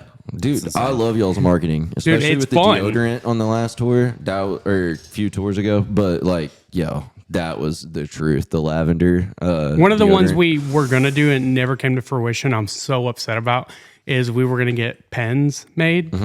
Like the ones you put your card on, and it was going to be the Echoes of the Devil's pen. Yeah. Oh. And I'm like, why did we never do that? I'm dumb as hell. That took me a second for me to catch. But that I one. thought that was like the greatest That would've idea. been tight. Stan's told me some wild stuff like over text. Like I know sometimes me and him will get like, or at least a few years ago, we would get on like little text threads of like, bro, what if like Terminal did this, or what if Brigade did this, or you know, like, Oh, yeah. we would just shoot like the most wild, The stuff. dumbest It's stuff. like throwing darts at a damn wall. Like, but Stan, he is like. I feel like his life is like a WWE like cutscene. Like he is always, Dude, it really is. cutting He was his posting promo. yesterday with him like laying on the Laying on the ground outside Yeah. the State Farm. Literally, I was thinking of like a WWE promo for real. I'll my never God. tell him this in person. If he watches this, he'll hear it. I genuinely think the dude is like a genius. Oh yeah. I'm not going to tell him that in person. So if Yeah. he hears this, I think you're a genius, Stan. Yeah. If you don't, He'll you're fast never forward going to through hear that it. part. No, I truly do believe that Stan has a very beautiful mind. No Russell Crowe. All the wires don't go where they're supposed to, right? But they are where connected. you get the best shit, Sometimes bro. that is Yeah. how you get the best shit. On God, my brain's the same way. I love you, Stan. So cool, sick. That was like the beginning of Brigade. So it's leaning more towards fashion now, which you said in the beginning, at least with some of the tiers. Yeah. So Not so much fashion, I would say, like, and I'm not trying to like correct you. I just want to like stress this to people. It's just luxury lifestyle. Like, I don't even. What's the I don't- difference? Because so- I don't know much Okay, about so, like, fashion or. usually fashion is like they sit there, they are actual designers. They sit there and cut, and so I'm not a designer. Okay. Like there's a big difference between a director and a designer. A designer is someone who's like John Galliano or someone that is like Virgil Abloh. They sit there and they will cut their own stuff. They will repurpose different fabrics and make a piece. They actually like they put belt to ass. You know what I mean? Like I respect those people. I've never had the time. I do have had the time, but I grew up poor, so I had to like always think about getting money all the time. And I was like, I don't have like the financial security where I could not make money for a year and go work in Italy under a sewer or go to St. Martin's Academy in London and just study, you know, for 4 years and not make money because my parents are brain surgeons or whatever the case is. No shade, just like I hate when people are like, why are you not an actual designer? I'm like, because I spent my entire professional career before merchandising for those luxury companies of being a producer. So I screen print, embroidered. Well, there's a certain privilege that comes along with being able to go do those things. Bro, and it's like, and dude, like- if you grew up, already know where I'm going no, with this. 100%. It's like, man, here's the thing. Like, we were told we can do whatever we want to do when we grow up.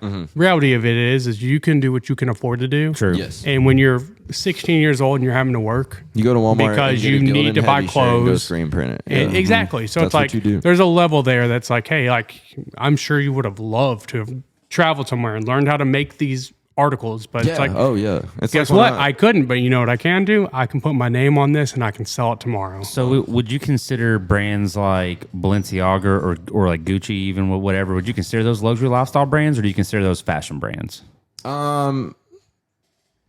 So they have tiers. So I would consider like Balenciaga Couture. I would consider that a fashion label, a fashion brand. Is that kind of the direction you're wanting to go with the tiers No. in Brigade? So here's my thing. I want to. My biggest inspirations ever, which I bet a few of you could call this. My biggest inspirations ever is Ralph Lauren. I call it the three-headed dog. So it's Ralph Lauren, which you've got like the true like American, Yeah. like standard for like quality denim, quality cottons, all of that stuff. Your middle of the ground, your middle of the road quality gear, and then you've got Chrome Hearts, which is luxury, and then you've got Supreme, which is sportswear. That's my three-headed dog. So I'm learning how Supreme. I've literally just structured Brigade the same marketing of how Supreme markets themselves, and then now I'm taking my time and going from a Ralph Lauren tier brand to a Chrome Hearts tier brand. So you would consider Chrome Hearts more of a luxury lifestyle brand? Okay, Yes. that's Chrome really Hearts what I is was the trying to figure out. epitome of luxury lifestyle. Like some people would still, I guess, consider that fashion because it's fashion forward, right? Yeah, Okay. technically. And that's the thing. All right, so the European brands, like labels like Balenciaga, everybody who's on LVMH and carrying all those brands, they are what you call fashion labels, fashion brands. Yes. They are a lifestyle brand in a sense, but they don't make every single product known to man. Supreme is a lifestyle brand. Yes. Chrome Hearts is a lifestyle brand. Ralph Lauren is a lifestyle brand. It's because they're Balenciaga is a making more fashion than just label. clothing too. Yes, Like, and they're trying to make stuff for everyone versus like the 1%. Yes. Like yes, Chrome Hearts has a 1% price tag, but they are making products for every kind of rich guy versus just the guy who likes to wear I an got you. extra Okay, flared okay. collar and then one pant leg is longer than the other Yes. one. I'm not really into the couture. I like couture, don't get me wrong. I respect it for what it is, but I like lifestyle luxury a lot more. So lifestyle luxury is like the area. I keep saying fashion, If but you were are to put it's a interior fashion design forward. in your closet together, Yes, it's that's like your entire favorite life. type You know what I of mean? like almost your favorite way to dress and design things would be more of a luxury lifestyle as opposed to fashion. Yes. Even though it can be like interchangeable, I guess, if you're a fashion forward. I want brand my like that. quality products to make your life easier. If it's not making your life easier, I've failed. Okay. You know what I mean? But it still has to look good too. Yeah, is of the course. thing. Yeah, Okay. that comes with it. Of course. So like when you're doing like, I know you used to do like lookbooks and stuff back in the day. Like what looks, I guess, like what makes you look at somebody and you're like, damn, they would look really good in like these pieces? Like what part of like your brain is working to see that? Because I feel like that's something you are really good at is like looking at pieces and then looking at a person and being able to Match the person with the style. yes, Yeah. and still keep it fashionable. But even if it's like me, I love to be comfortable. Yeah. I hate buttons and shit. So like, but you could still probably take me into vacant place, have me comfortable, but also still looking really good. Yes. Yeah. Because like I would like you like comfy cozy stuff, but I'm not gonna put you in like a Fear of God essentials like Right. sweatsuit. You know what I mean? It's like it's also body structure. You have to look at like how people look, how stuff lays on them. That's why hot take, I love Balenciaga because I really do believe that their cotton and their sportswear can lay on anyone. Yeah. I think Denma is really he's really honed into that, where like somebody who is like as skinny as you or somebody is like, 500 pounds, y'all can wear the same hoodie and look just as good. Okay. You know what I mean? Okay. I guess that goes back to your like, if what I'm making doesn't make your life easier, I failed. then I failed. And so that's how like it's- that. That's the That, difference that between a makes luxury sense brand and just fashion. Yeah, you 'Cause just fa- actually my made that make t-shirt- sense. because to me with fashion's that statement. uncomfortable. Okay, so It can y'all be. both have kids. Yeah. So kind of like this. If my t-shirt doesn't last until your kid graduates high school or even college or you're on your deathbed, I've failed. I've failed completely. Okay. And you almost got that from I wanna make wanna forever say clothes. from Ralph Lauren, and I only want to say from Ralph Lauren just because like dog. I have shirts that like were my grandpa's, probably not my grandpa's, but like my dad's or like Morgan's dad's. Like we've had But they're still some Ralph wearable. Lauren polo t-shirts. Yep. Still the same color. The pony is still the same color. Like all of it is still wearable to this day. Yep. And it's like I can give my sons.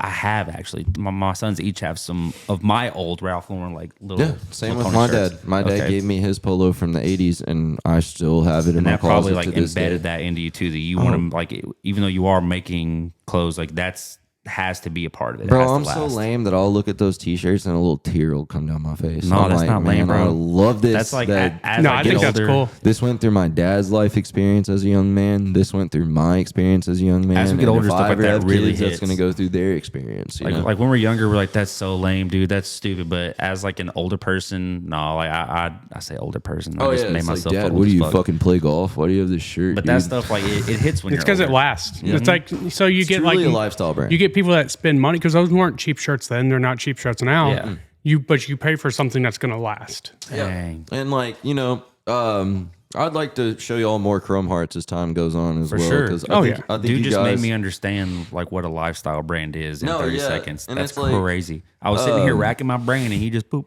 Oh yeah, and it's like Supreme. They make everything from like a brick to like a pooper scooper to like whatever. I feel like the And brick's same never thing going to with die. Ralph. People are going to forever, at least our generation, we're always going to remember the Supreme brick and people lining up for fucking blocks and Oh, of videos and course. shit just to buy a brick that says Supreme on it. People getting it in the mail and it breaking and shit. That was funny to me. I had a couple of friends. I'm not going to lie. That was They got funny a to broken me. brick. But yeah, all in all, I want to make a lifestyle brand like Ralph Lauren, like Supreme, like Chrome Hearts, because they literally have a product for every single person of every single pay grade. So it's like not Supreme and Chrome Hearts, but Ralph Lauren. Ralph Lauren is my goat. Chrome Hearts and Supreme kind of just fall in there. Not because I work for him. It's not a biases. I just happen to check a bucket list thing, That's awesome. though. Here's a question that I've asked everybody that's come on so far. Yep. And here's the thing: if it's not a question that has an gotta answer, rest it's real just quick. one that I ask all the time. for sure. What's a misunderstanding or a misconception people have about what you're doing? The biggest one is everyone thinks I'm doing it for money. If I was doing it for money, I would sell cocaine. If I was doing it for money, I would sell fentanyl. If I was doing it for money, I'd be a pimp. If I was doing it for money, I would do some fucked up shit. I can think of way more fucked up shit than making some clothes and trying to market it to you to buy. It's not for money. It's literally like we've talked about this entire time. I didn't get my band that I wanted. I couldn't get 5 guys on the same thing that I was on, or I couldn't get on the same thing that they were on, no matter who, it is. We couldn't get on the same thing. I fucked around too long when it came to being a pro skater, and I cared more about going to shows and chasing girls and driving my car and doing, teenager stuff. So I truly want people to know that this is my life story on paper. This is my life story on cotton, on threads. And if it can change anyone else's condition or how they view the world or how they view their life goals and aspirations, then it's a big fucking dub, dude. What is some advice that you have for people that are considering whether it's just creating clothes, designing clothes, creating lifestyle wear, any of that? What advice do you have for somebody? Don't start a clothing brand. That's my first. Don't start a clothing brand. It's way too expensive. You can't afford it. I promise you can't. But I would, for real, on a real note, I would say that's a very loaded question, but the first thought that's just screaming in my head is bet on you. Hell yeah. Don't think about anything else. Have Seabiscuit vision, but respectfully. Don't be an asshole to people for no reason.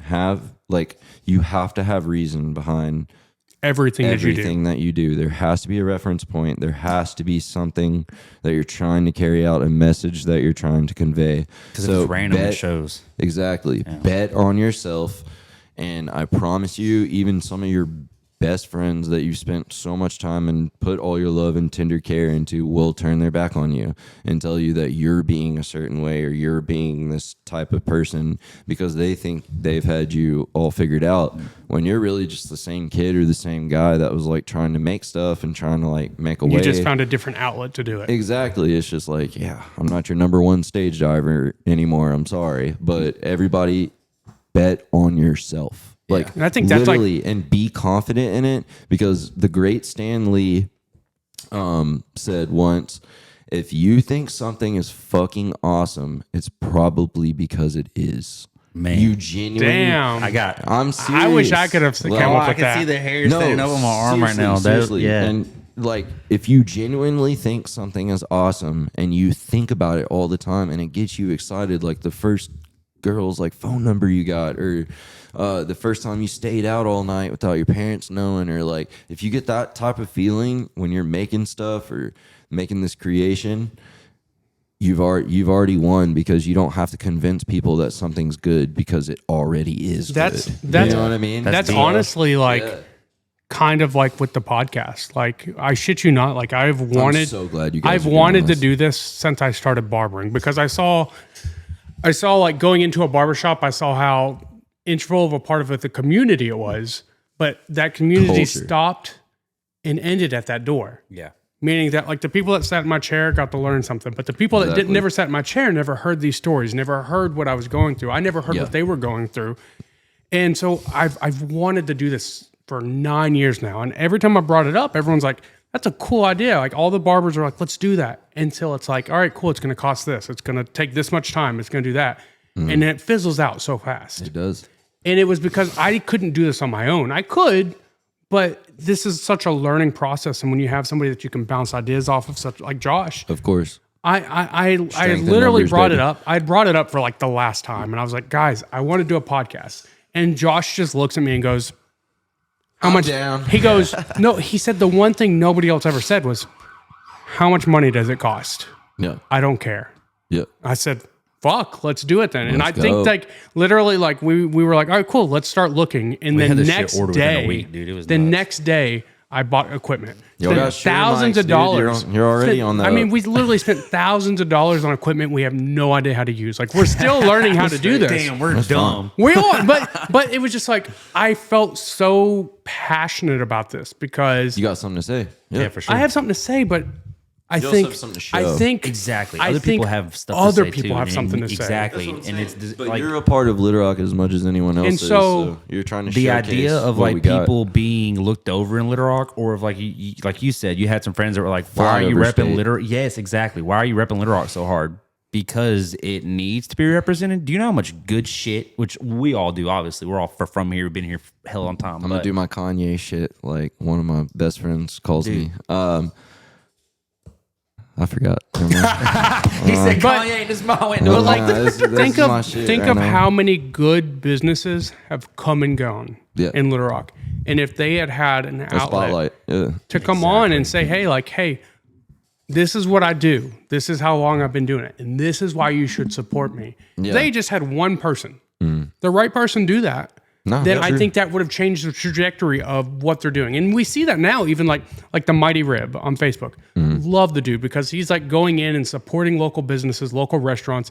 And dude, he's giving them honest reviews. And then the next day they're just packed. yeah. Yeah. Real And shit. so for me, I wanted to find a way to do that. And right now, I might only have 100 people listening to this. Doesn't but matter. I'm betting on myself because I think what I'm doing and what Josh is doing, I think we're doing something very unique. Well, yeah, because you have those 100 people that are listening, and those 100 people are at least going to tell one other person that they've been listening to you guys, and then that channels from that. You'll at least get 50 from there, and then it grows and it grows and it grows and it grows. Another friend tells another friend. They see it on takes time. Facebook. They see it on Instagram, YouTube. Algorithm starts popping up. Like But all it- it takes is just pushing. Yep, like, just But it content, also goes content, back to what you were content, but saying. good You had shit. gotten up and I asked him, The misconception. what's a misconception? He's like, I'm not doing this for money. Yeah. And like, never that's done this. this for Like, money. We're not doing this I'm for not money. doing a podcast for money. I make more money standing behind a chair all Yep. day. Yes, and for all the technical people out there, yes, you have to make money to make something work. It's called business.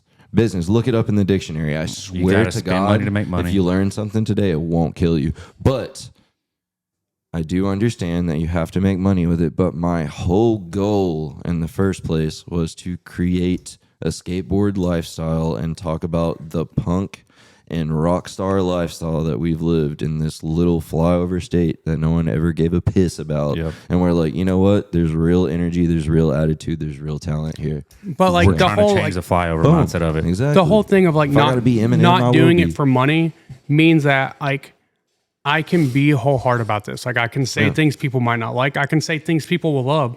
But the reality of it is, and You know this, who you're this, talking to? this is applicable to what you're doing. This is applicable to what everybody that comes on does, is that like, yeah, I'm not doing this to make it big, but people are getting big doing this every day. Why couldn't it be me? Right. Why couldn't Think it be about you? fucking Joe Rogan, bro. But I'm saying, like, come on, why bro. why couldn't it be someone like you? Why could Brigade not be the largest brand that we're seeing next week? The reality of it is, it could, It could be. but you're not doing it for that reason, which I think makes it significantly more real.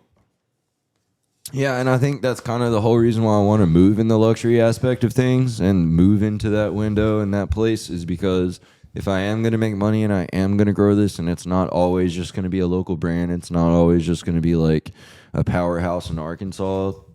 I want it to be global because if at some point you have to draw a line in the sand and you're like, okay, look, am I going to have to like start making more money off of this so I can then put it back into this place? Or am I always just going to be on this like scale that I'm really never going to be able to truly make a difference, but I can talk about wanting to make a difference. There's talking and then there's doing. Yes. And I've done a lot of talking in my life and not much doing until it comes lately. down to like your whole tier thing. It's like, if I can sell 5 or 6 pairs of pants that are going to allow me to fund the bottom 2 tiers, meaning I don't have to give up what I've been doing. I can still be here for the community. I sell 5 jackets and that's 1,000 t-shirts for tier Exactly. 3. You know what I mean? Exactly. Like, so yeah.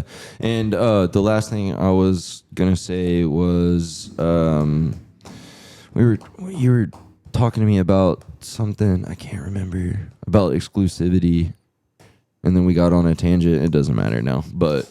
No. This is what it was about what advice I would give someone younger or like someone trying to get started or whatever. One is bet on you. The other is obviously see Biscuit Vision. But the last thing is this: it is okay to fail. Thank you. That's how you learn. Fail. I have failed so many times. Get familiar with failure. Let it be your best friend. Start actually celebrating your failures. Don't Write make them it a habit, down. but Write your failures down. Yes. Celebrate your failures because as soon as you get that win, I'm telling you, you're going to fail 99 times before you get that one win. Yes. So it's like, bro, just we don't, as humans, we don't going. learn without failure, bro. Like we really don't. No, dude, how you think they results figured out how to show up. fucking fly, bro? You know how many airplanes they had to build Bro, I'm before they could 32 fly and I one just time? failed again this year, and I'm not fucked up Like, about it. it's just part of I think a big thing, like you evolution. said, like failure, I think that you learn from everything you do. And like, that's one thing that I talk to my clients about, especially like the kids going into college and things like that, is that like, I have learned more from my failures than I've ever learned from Always my do. successes. Dude. My successes feel better, Dude, yeah. but my failures. And so like, even to break your that down failures even are more, fuel. it's like, I remember being young and I got a really good job and I made good money and it felt amazing, but I didn't know how to manage money. I grew up on Asher. And so money was every problem that I ever had. So when I started making money, it was like, okay, cool, I can fix these problems. And then guess what? Turns out then you start that having unhappiness that you had before money comes back. Still there. And start having so an unhealthy relationship with money. so then- you're thinking you're like, yo, I'm making everyone's life better. I'm doing things for other people and myself, and then you start turning into this machine, bro. But then man. I left that job and I was like, what am I going to do? And I opened a food truck. Yeah. And I learned valuable lessons about having business partners that maybe weren't the best. Nope. And never go into business with your friends. And so I learned that lesson. Then I went to barber school. Yep. And I waited tables from 6 o'clock at night to 2 in the morning. And I learned lessons there on how you treat people. And so everything that I learned from those things made me a better barber. Because now, if I had had the kind of money I'm making now when I was 20, dude, I would have nothing to show for. If I didn't know what to expect out of business partners, how I deserve to be treated and how I needed to treat people, I wouldn't understand the dynamic of what needs to work here. Damn right. And if I hadn't waited those tables till 2 o'clock in the morning, I wouldn't know how to treat people that sit in my chair and give me their hard-earned money. God damn So right. everything that I learned from every failure turned into a success. And dude, those were some of the hardest moments I ever had. I don't know how I made it through. I had a strong wife who supported me through all of it. Yeah. I had phenomenal friends that bet on me. But ultimately, I bet on myself. I bet on myself when I had no Bet idea. on yourself. Dude, I went to barber school and I had no idea what the fuck I was doing, Man. but I knew that I was betting on myself and I did everything with Because confidence. you That know was that kinda heart scary. you got, bro. Exactly. But Like, everything that I did led to me being here right now. real shit. Like, and that, I'm gonna give you your flowers as well. I will say, when I met this man Chase, like, I knew from day one, I was like, this man is all business. He ain't with the bullshit. Don't step fucking weird around this man, because he's gonna fucking call. I'm talking about all the way back to Something to Stand For days, when like I had just met this guy. Like, he looked like maybe 2 days out of high school. Like, he was already all business then. So I gotta say, I've always respected your heart and your stride. And I always have respected that you stand on shit, and it doesn't matter what anyone else says around you. You stand on what you believe in and what you When love. you stand on stuff, when you only stand around the people that agree with you, that's why what's you have the what point? you have. So It's like, man, sometimes you got to stand on stuff when it's going to hurt people's feelings. Whenever Exactly. you might be 10 the toes only down. you might be the only person 10 standing, toes, baby. 10 but toes. I've made it to where I am because of that. Yeah. Yep. True. You've always been solid too, because I sucked. you've always been the same guy since I've known you. You've never Yeah, been you've like, always been a bad dude since day one. I have he's always been always the been same open guy. No, you have. Yeah. I try to we're stay all genuine. dickheads. Like, there's no changing that. Oh, no. For sure. It's how we came up. It's the shit that we listen to. It's the things that we're influenced by. We're always going to be dickheads, but you're a sweetheart, actually. I appreciate So, it, man. Yeah, I try to be genuine. I feel like I've gotten, shit. Both of y'all suck. I ain't even gonna lie. No, I'm We kidding. know I suck. His No, you guys- I've known both you guys for way too damn long. Yeah, no, I've appreciate everything that, especially like, I don't know, you guys have been, when I first started going to shows, like coming from like the Star City and Pine Bluff scene, when I first started going to shows, like you guys were there. For sure. As I said earlier, you were one of the first people to introduce me to moshing in Arkansas. Yes, sir. So that was a thing. So yeah, I don't know. You guys keep doing what you're doing. You guys rule. Same to you guys. Dude, so you've been doing this for 10 years. Yep. And again, I know I keep asking loaded questions, Been but making stuff for 13. I think but yeah. I know a lot of these are loaded questions, but it's like, as goofy as these questions sound to us, like these are the types of questions that like a kid who's 17 who's thinking about making his first shirt might be like, okay, cool. Exactly. I need to bet on myself. I need to do this. Yeah, and he might know the logo, but not who. He can't put a face to a name. You know? So out of all of this, Yeah. what's your crowning achievement? What's your proudest moment? Like what's a moment that you can remember that you were like, it didn't have to be the biggest moment, like, oh, I've made it, but what's a moment where you were like, man, pat on the back, fucking Zach, you did it. I've got a couple, because I've got like a personal pat, and then I've got like a career trajectory pat. One is when I thought I was bound to here forever. Like, I thought, since I grew up in Levy and grew up with, I love my parents to death, but grew up from 2 drug addicts. And simple And minds. yeah, it's like, my mom, bless her soul, she's 12 years clean now. Oh, yeah. My dad has been clean on everything besides prescription pills for 7. So I love that. I he love stopped that. the cocaine and all that shit. So stopped the partying. But I kind of thought I was just bound to here. And like, that's what I looked at. And I kind of thought that's like what I had to look forward to. And I think my first proud moment is when I left here and I moved to Los Angeles. And in the first 4 months of working at Ralph Lauren, I went from a retail merchandiser to a visual merchandiser. And they told me that I was the fastest learner that they had ever seen in the corporate world. And I actually got an award that I keep in my house that I don't like really talk about too much. I got the hardest working award for spring summer 2022 That's at Ralph awesome. Lauren Fuck yeah. at the Beverly Hills That's a store. big So, company too, though. So like that's a yeah, To be kind of a big recognized, deal. that's not like, Yeah. hey, Not let's give out globally, 100 of these. We're talking about for that region, That's but that's still still a a big deal big to region, me though. because California, that's dog? California. Yes. That's basically California all the way to Dallas. that's a huge So- region, man.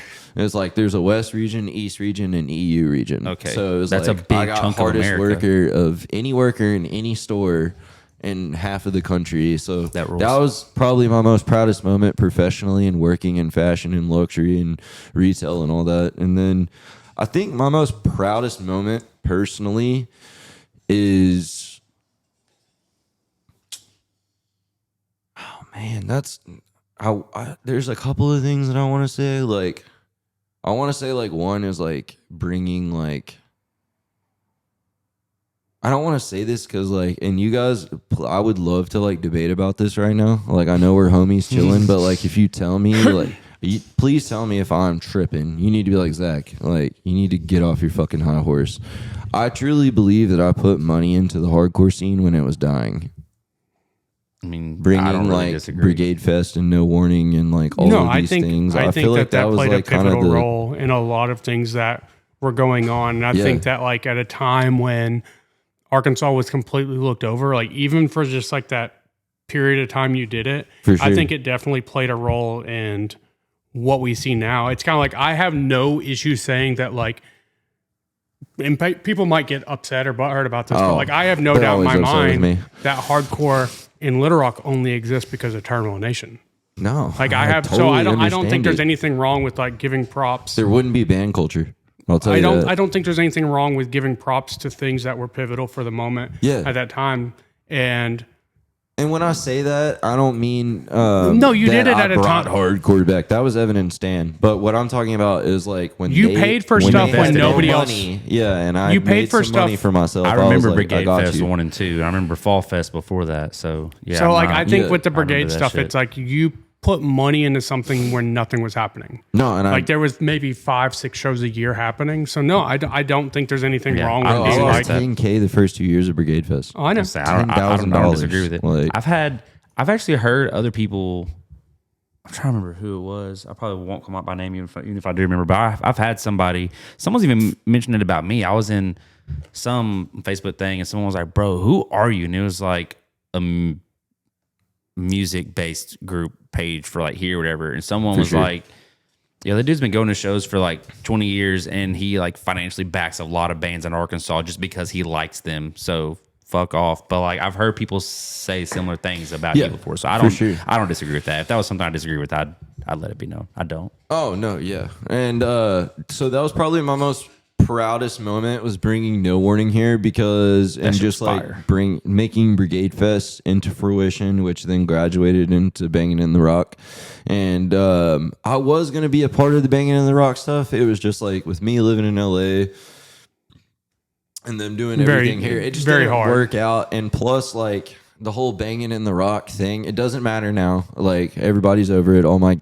friends who are tied in gangs here don't care about it anymore. But I will say at first when, we were going from Brigade Fest to Banging in the Rock, I was just like, I'm out because I can't appropriate that culture because I have some homies, uncles who got killed in those gang battles. So it's like, Okay, know what I know I what you're mean? saying. Yeah, Like, from the I actual hang out old with school a Banging lot- the Rock, the 90s and shit. Yeah. bro, it's just like I hang out a lot. I came from Levy. Yeah. That was a battleground. No, bro. for sure. Like Camp Robinson was like a shootout city. So it was like, fucking, I was like, I can't back that. And here's some lore. Actually, fucking had a gangster homie. I'm not going to say his name either because we ducking the feds, baby. And he actually wanted to shoot up Banging in the Rock the first year, the first night. Damn.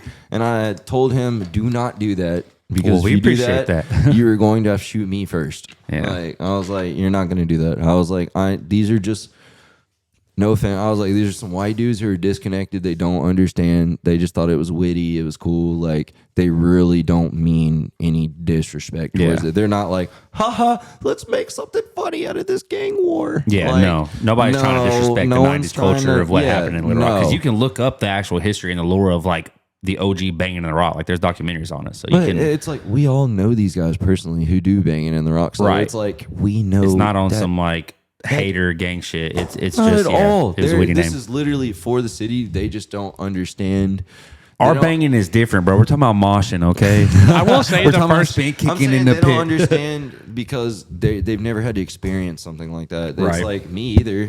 Like my family wasn't tied up in Bloods or Crips, like or folk or Vice Lords or any of that shit. Like I don't know how any of that shit bangs, but I was around it. It was in my neighborhood. It was what I grew up around. That's what I grew up you around, know? Pine Bluff. Yeah. So, All we had is but that was GDs. my proudest moment was bringing No Warning here and Brigade Fest being a thing with my best friends at the time. Though that was the coolest times. Like I really enjoyed it. It really was. Yeah. That's what's up.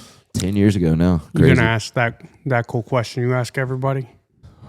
I guess. I feel like it's not as applicable here. I think it is. So, like, throughout the whole entire process of Brigade, from the beginning to what it is now, was there ever a time that you were actually like, man, fuck it, I'm just giving up, I'm done?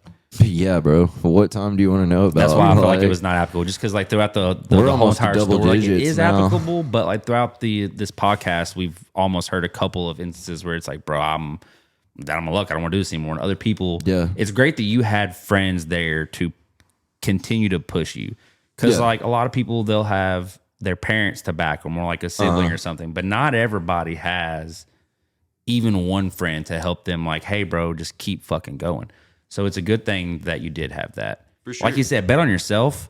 But some friends don't like evolution, and then that they don't like change and growth. You have to surround yourself with people that are moving in the same direction as you. I'm really glad you said that because that's the hardest pill I've had to swallow over the last It's couple a very of hard years. pill you have to swallow. Surrounding yourself with There's people a who are couple of moving my in the friends opposite who directions just is just going to don't hold you want back. to see me do well. Like they just don't because they're like They don't wanna be left have behind, This thing you know? about me where it's like they're like, oh well, you know, he's kind of disruptive or like he doesn't give a shit about how people feel whenever he like says something about it because he's trying to like speak his truth or whatever the case is or pop his shit or whatever, Kanye it up or whatever they want to say. But the point is that bet on yourself and all the other shit will fall aside. And those friends who don't want to see you win, they will come back around. Dude, They'll see you win.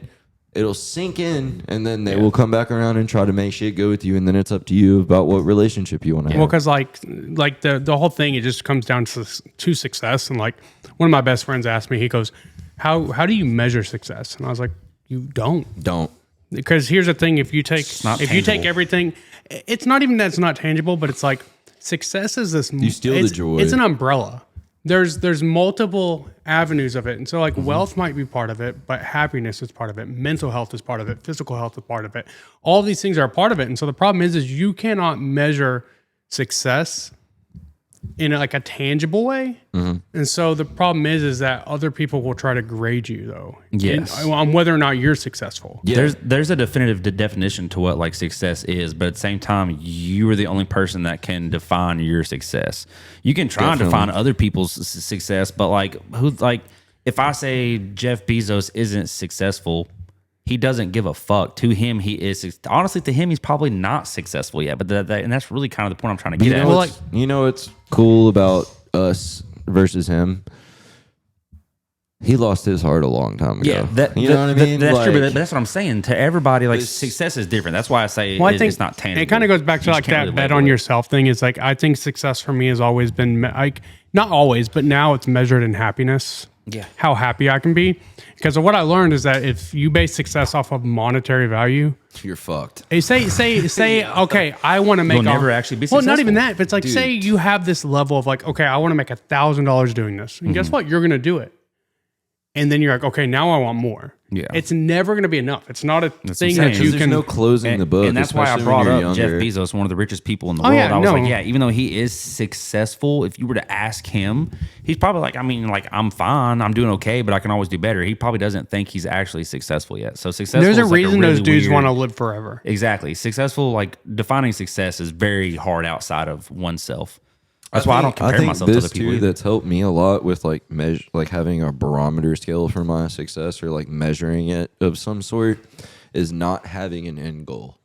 If you do not have an end goal, I'm talking about your arbitrary, this is where my life ends. This is the life that I built. And if you don't have that, it'll actually get You'll keep better. going. Yeah. Have Just keep going. goals, but the main goal is enjoying the journey. Well, whenever you have a goal, once you meet that goal, you kind of relax. Yeah. And you become complacent and Because you're just the fine where you true are. end goal is the journey. That's what people need to understand, and that's what my dumbass just started understanding a year ago. Is Enjoy that, the journey you're on.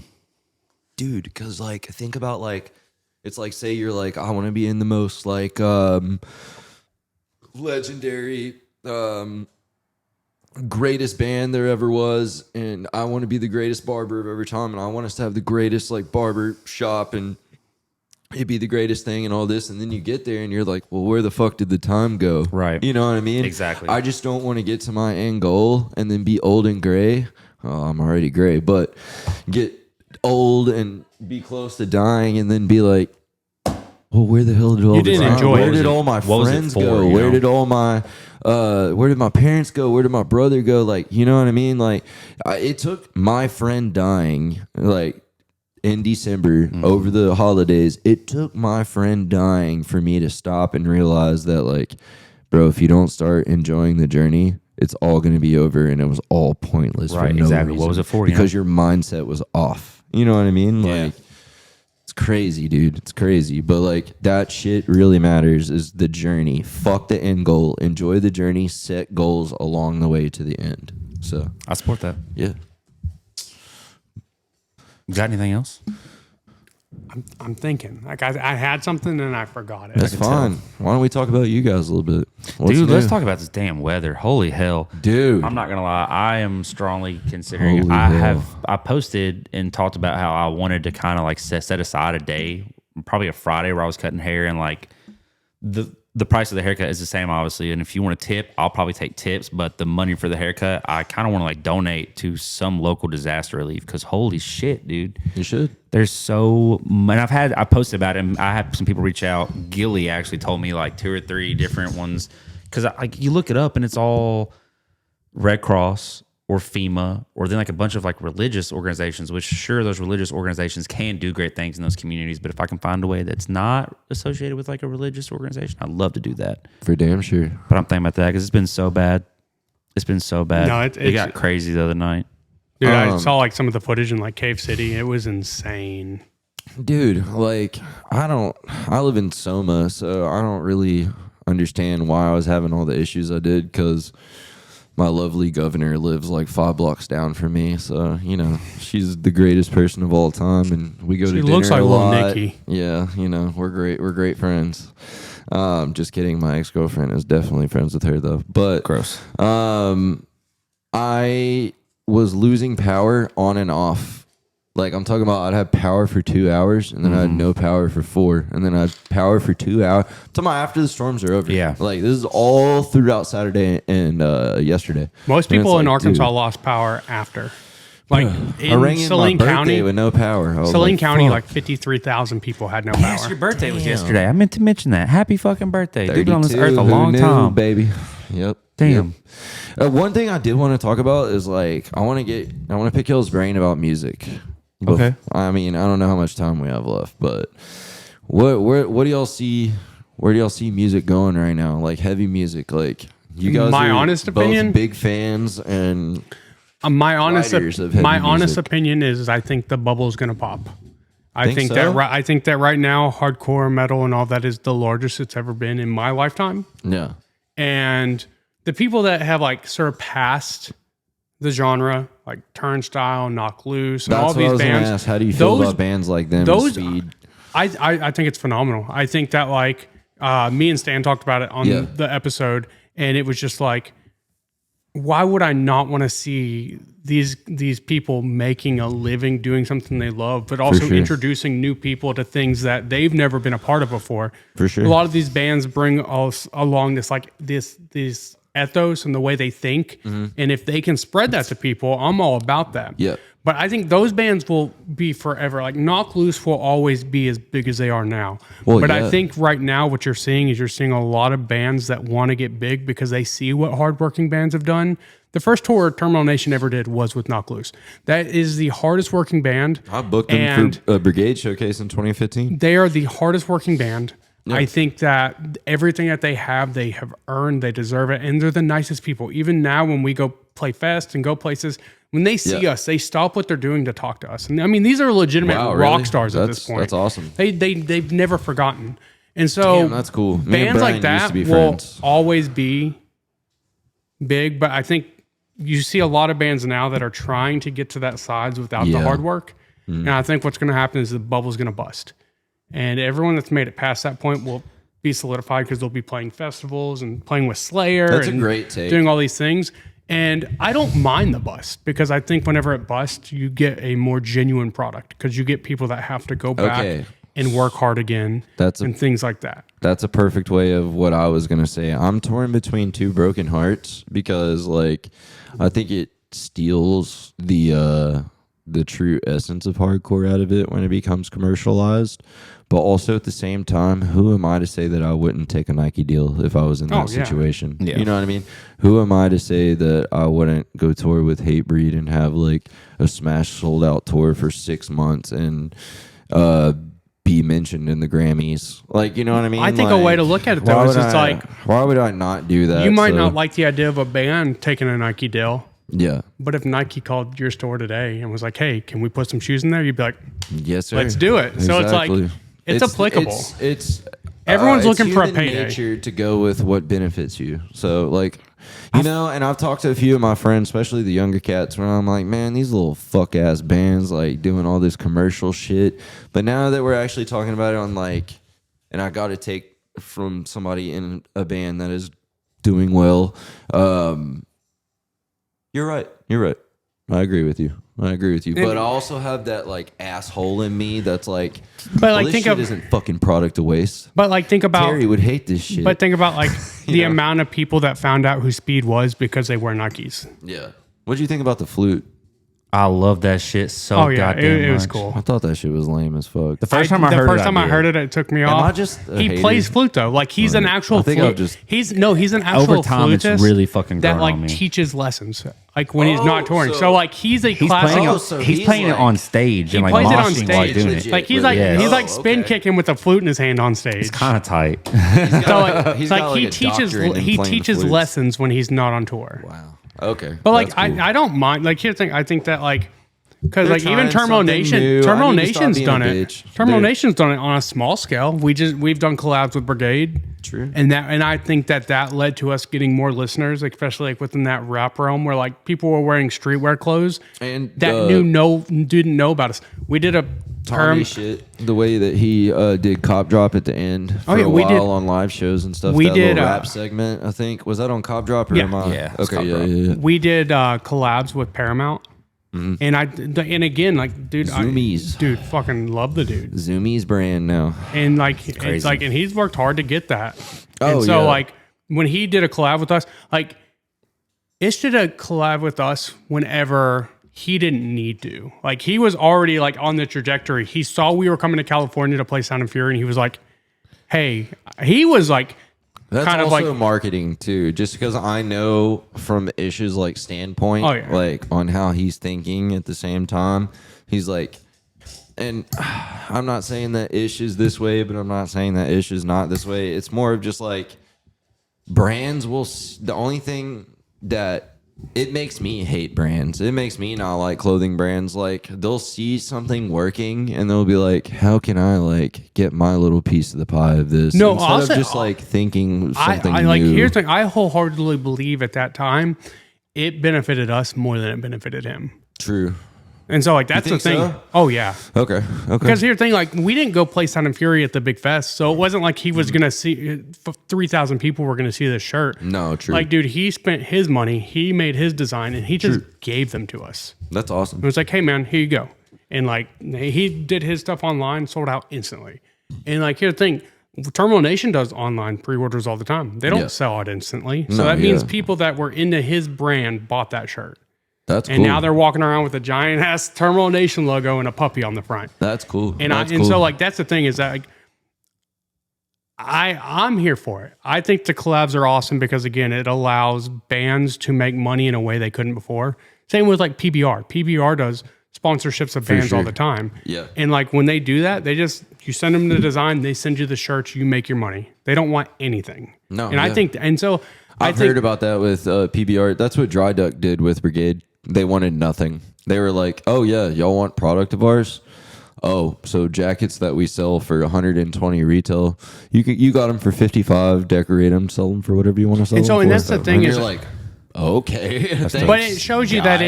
in that world, there's people that Yeah. just like it's kind of like you said. Yeah. You don't do I it for the respect money. brands There's like people that that. are like, hey, yeah, I'm here.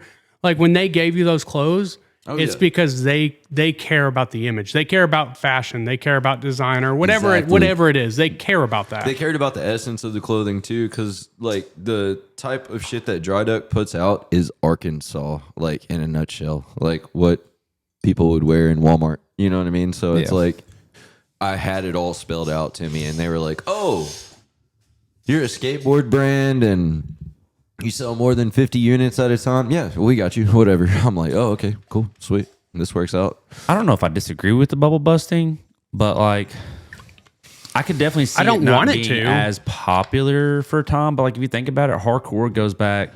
Like I start to think about like the mallcore, I guess, and how like mallcore blew up. But then you had almost all those bands tried to become like bands that would do covers on YouTube, and then all those bands became known as like the cover bands, and nobody wanted to go to their shows anymore. Where Crunk goes crunk. yeah, exactly. But like hardcore like goes back so far, and there's been ebbs and waves in it. I feel like I think the bands that actually put in work I get are what you're going to saying. still probably be able.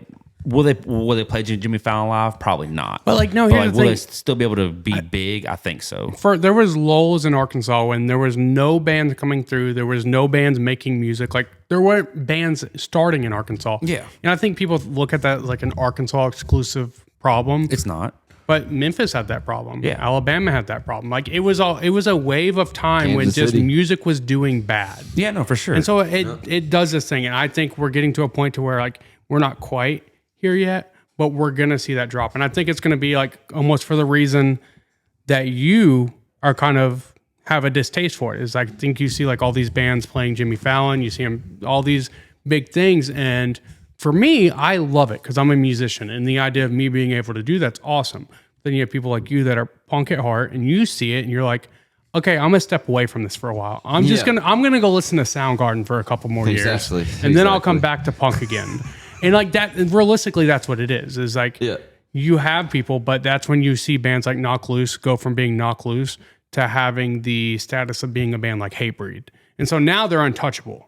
They can do anything at this point. Yeah. But the other bands that follow are going to have a hard time again for 3 or 4 years. I just see bands like Drain or Scowl and other stuff that are still making it kind of big after like Drain wasn't. I know those fools. That's what too, like. and Scale. I'm not disagreeing. I feel like it will bust. Like, again, there will probably not be a hardcore band to play like Jimmy Fallon or to get a Nike commercial or some shit like that. But I do think the ones that are still putting in the adequate amount of work and that aren't just like relying on, oh, I'm gonna post some fucking content and blow up and then be big, because you might, but that's not going to be organic and last. I kind of where the truly bands that do put in the feel that work bands will. do that though.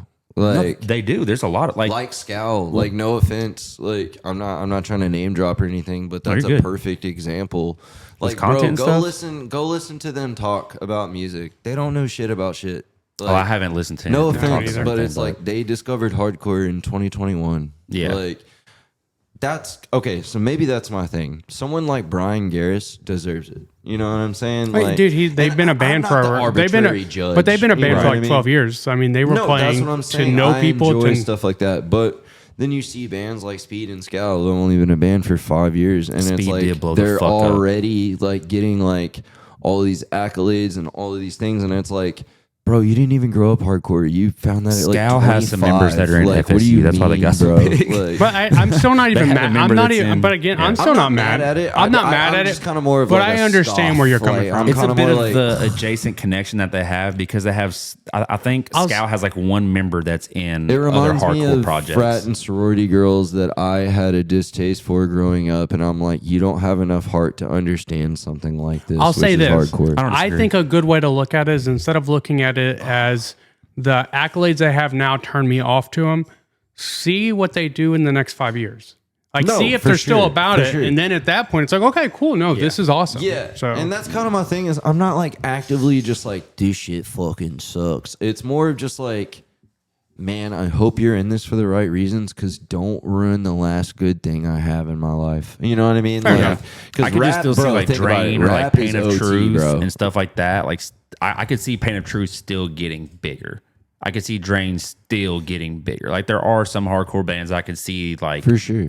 I mean, look at still Turnstile, on the dude. God's Hate. Even Turnstile. They which- went from goddamn talking. But Death Turnstile Grip. They almost went feels from like the Death Grip beginning to of what just transpired with her. Like the Turnstile going into Glow On almost felt like the beginning of like hardcore kind of getting bigger because they were whatever back in the day. It felt like the beginning of the end to me. I don't even Because view to me it was like- Turnstile as a That's what hardcore corny band more. anymore. Well, like for me, it was like I agree. Turnstile got humongous and they're hard work and they deserve it. How many bands are trying to be like them now that will never get big? So that's what I was talking fuck, about with the organic stuff. Like you look at bands like what's that fucking deathcore band? Will Ramos is in it. I can't remember their name. Lorna Shore? Lorna Shore. Lorna Shore played here like over a decade ago with Last 10 Seconds of Life. I don't remember seeing Lorna Shore, right? Nobody cared about them. They get this cool vocalist. They have literally one clip go viral on TikTok, and they were big for a while, but now it's kind of like tapering off again because it wasn't really organic. I'll say this. The organic, hardworking, hardcore bands, I think, do still have the potential to blow up and make it big. But again, I don't think they'll ever be able to play like... I think you can have both simultaneously, though. I mean, No, you Terminal, can. I'm not Terminal Nation is disagreeing. basically a meme band at this point. Yeah, I'm not saying Everything you that we can't. post is to be funny and get shared on Metal Sucks and They all are this also stuff. extremely hard. I'm not saying like Lorna Shore. I'm not saying any band is not hardworking, but I'm just saying when you are hardworking and you are organic, it will stand the test of time. Where when you were just following trends, like Our Last Night became known as the pop little punk kid band. metalcore band Yeah. that covered any pop punk song. You can go find a cover of them doing it on YouTube. And that's all people care about now. They don't care about the original shit because it's not organic. For sure. And I guess it's just like when I grew up, like my goat hardcore bands are like Killing Time and Trapped Under Ice. And it's like Killing Time from before my time and then Trapped Under Ice for my generation. And it's like, if you can't write something like Stay Cold, fuck you. Like, I'm sorry. Fuck you, bro. Like, I hate to be like that, but like, you know, like that shit that Colin and Bo do when they're like, who do you do? Like on Hard Lore. It's like, bro, the singer of Killing Time and Justice Trip. That's who I do. Yep, you know what I mean? swear. So it's like, I see the bands now where I'm like, bro, you ain't never even felt struggle. Like, I swear. you know, I'm sure you have in You your can own feel it in way, the music but a lot of times too. I don't know. It's just this street thing that hardcore has with me, and I feel like we're losing that essence, and it's kind of going into like a social media thing versus like the streets. I mean, you're not know? wrong, but I feel like that's just kind of No, culture. I That's agree. my qualm. That's why- what I was trying to explain. That's why I don't like disagree. I my disagree. hardest part about doing the podcast is I want to come on here and just talk and post a video and be done, but there's so much extra work that goes with it, like sure. social media. For sure. That dude, it's hard. So I couldn't imagine doing that like for other things too. Oh my god, crazy. No way at all. I guess the way I usually like to end this, and if you do, if you don't, whatever. Do you have anything coming up anytime soon? Anything that you want plug? Anything you want to plug? Anything plug that that thing in, anything boy. that you have going on now, future, anything like that Well- that we can know about? Or Okay. Well, actually, I did have like a big announcement, but like I said, bet on yourself. Is this regarding Relish. the post that you made on your story not that long ago? The What big post? job opportunity? Yes, it is. I almost wanted to bring that up and be like, yo, can you talk about that? Yes, I can. So, remember what I was talking about earlier, guys? Bet on yourself. and this won't come and- out for about 4 weeks. So I mean, Yeah. if you've already announced it by then it works out perfect. If you haven't, no. they will find out from this. This is the first time I've talked about it. There's a lot of people that have no idea about this at all. But remember, bet on yourself and relish and get comfortable and nice and comfy, like it's your warm bed in your failures. Because I was going to have an announcement today to say I'm moving to New York City at the end of the month. Dang. But I'm not. Okay. Because I was going to be the world global merchandiser for Almond Leandora, which is like this ALD, which is a brand from Okay. It sounds New York fancy because I have City. no idea what it is. The owner of the brand is the creative director of New Balance. Okay. Okay. So his name's Teddy Santis, but I was gonna work for them. I interviewed for 2 weeks straight, on and off the phone, and they went with somebody that was local and cheaper. But the reason why it didn't work out the way I wanted it to is because the only way I'm gonna uproot my life and all the shit that we just talked about forever is I've got to be living better there than Yeah. I'm living here right now. Oh, you Not wouldn't? the same. Better. It's got to be an I'm upgrade. talking about substantially double better, you know, and we couldn't get to that number. And there was, you know, snot-nosed kid that was ready to take that job for no money. Right. So who's Fair enough. from New York and they live with their parents. So it's like, you know, okay. fucking- Yeah. it is what it is. But as far as plugging goes, hold on to your friends, hug your friends. They're not going to be here forever. Check on your friends, call them, make sure that they're doing okay. If you have a slight thought that they're not doing well, they probably aren't, so you need to check on them. And I think I'm going to start booking small one-off shows here and there in the fall. So That'd be tight. You'll both be getting a call from me needing help. So. Oh yeah, no, that's definitely a thing. Yeah, it's only going to be like one of those things where it's like a Brigade showcase where it's one night only and it's one time a year, maybe twice a year at most, where it's like one in the spring and summer, one in the fall, winter, and it'll be like huge fucking bands. So Hell it's like, yeah. we're going to go all out for the shit. So I'm down for that. Stoked. I'm not trying to compete with anything that No, anyone else we has got can going on have here. a lot of stuff going It's on. literally a one night thing that's just like stack show, come out. It'll be fun. So yeah. There's plenty of time to have shows in Arkansas. More shows ain't gonna hurt nobody. No, of goddamn course. So man. but yeah, that's I, all. I really appreciate you coming on. Boys, I appreciate you. having me. Like before we even like announced we were doing a podcast, like I had your support, so I appreciate that support. Swear. Of course. I appreciate you coming on, just giving us stories about your life and Of course. And that's how why, you got to where you are and how we're going to keep on going. Of course, and that's why I always told you keep that heart, because I'm gonna support anything you do. Everything you do, Fuck yeah. I'm like, I'm there. And if it sucks, I'm gonna tell you it sucks. But so swear. far, you're fucking 3-0. So Hell let's keep yeah. it going. That's great.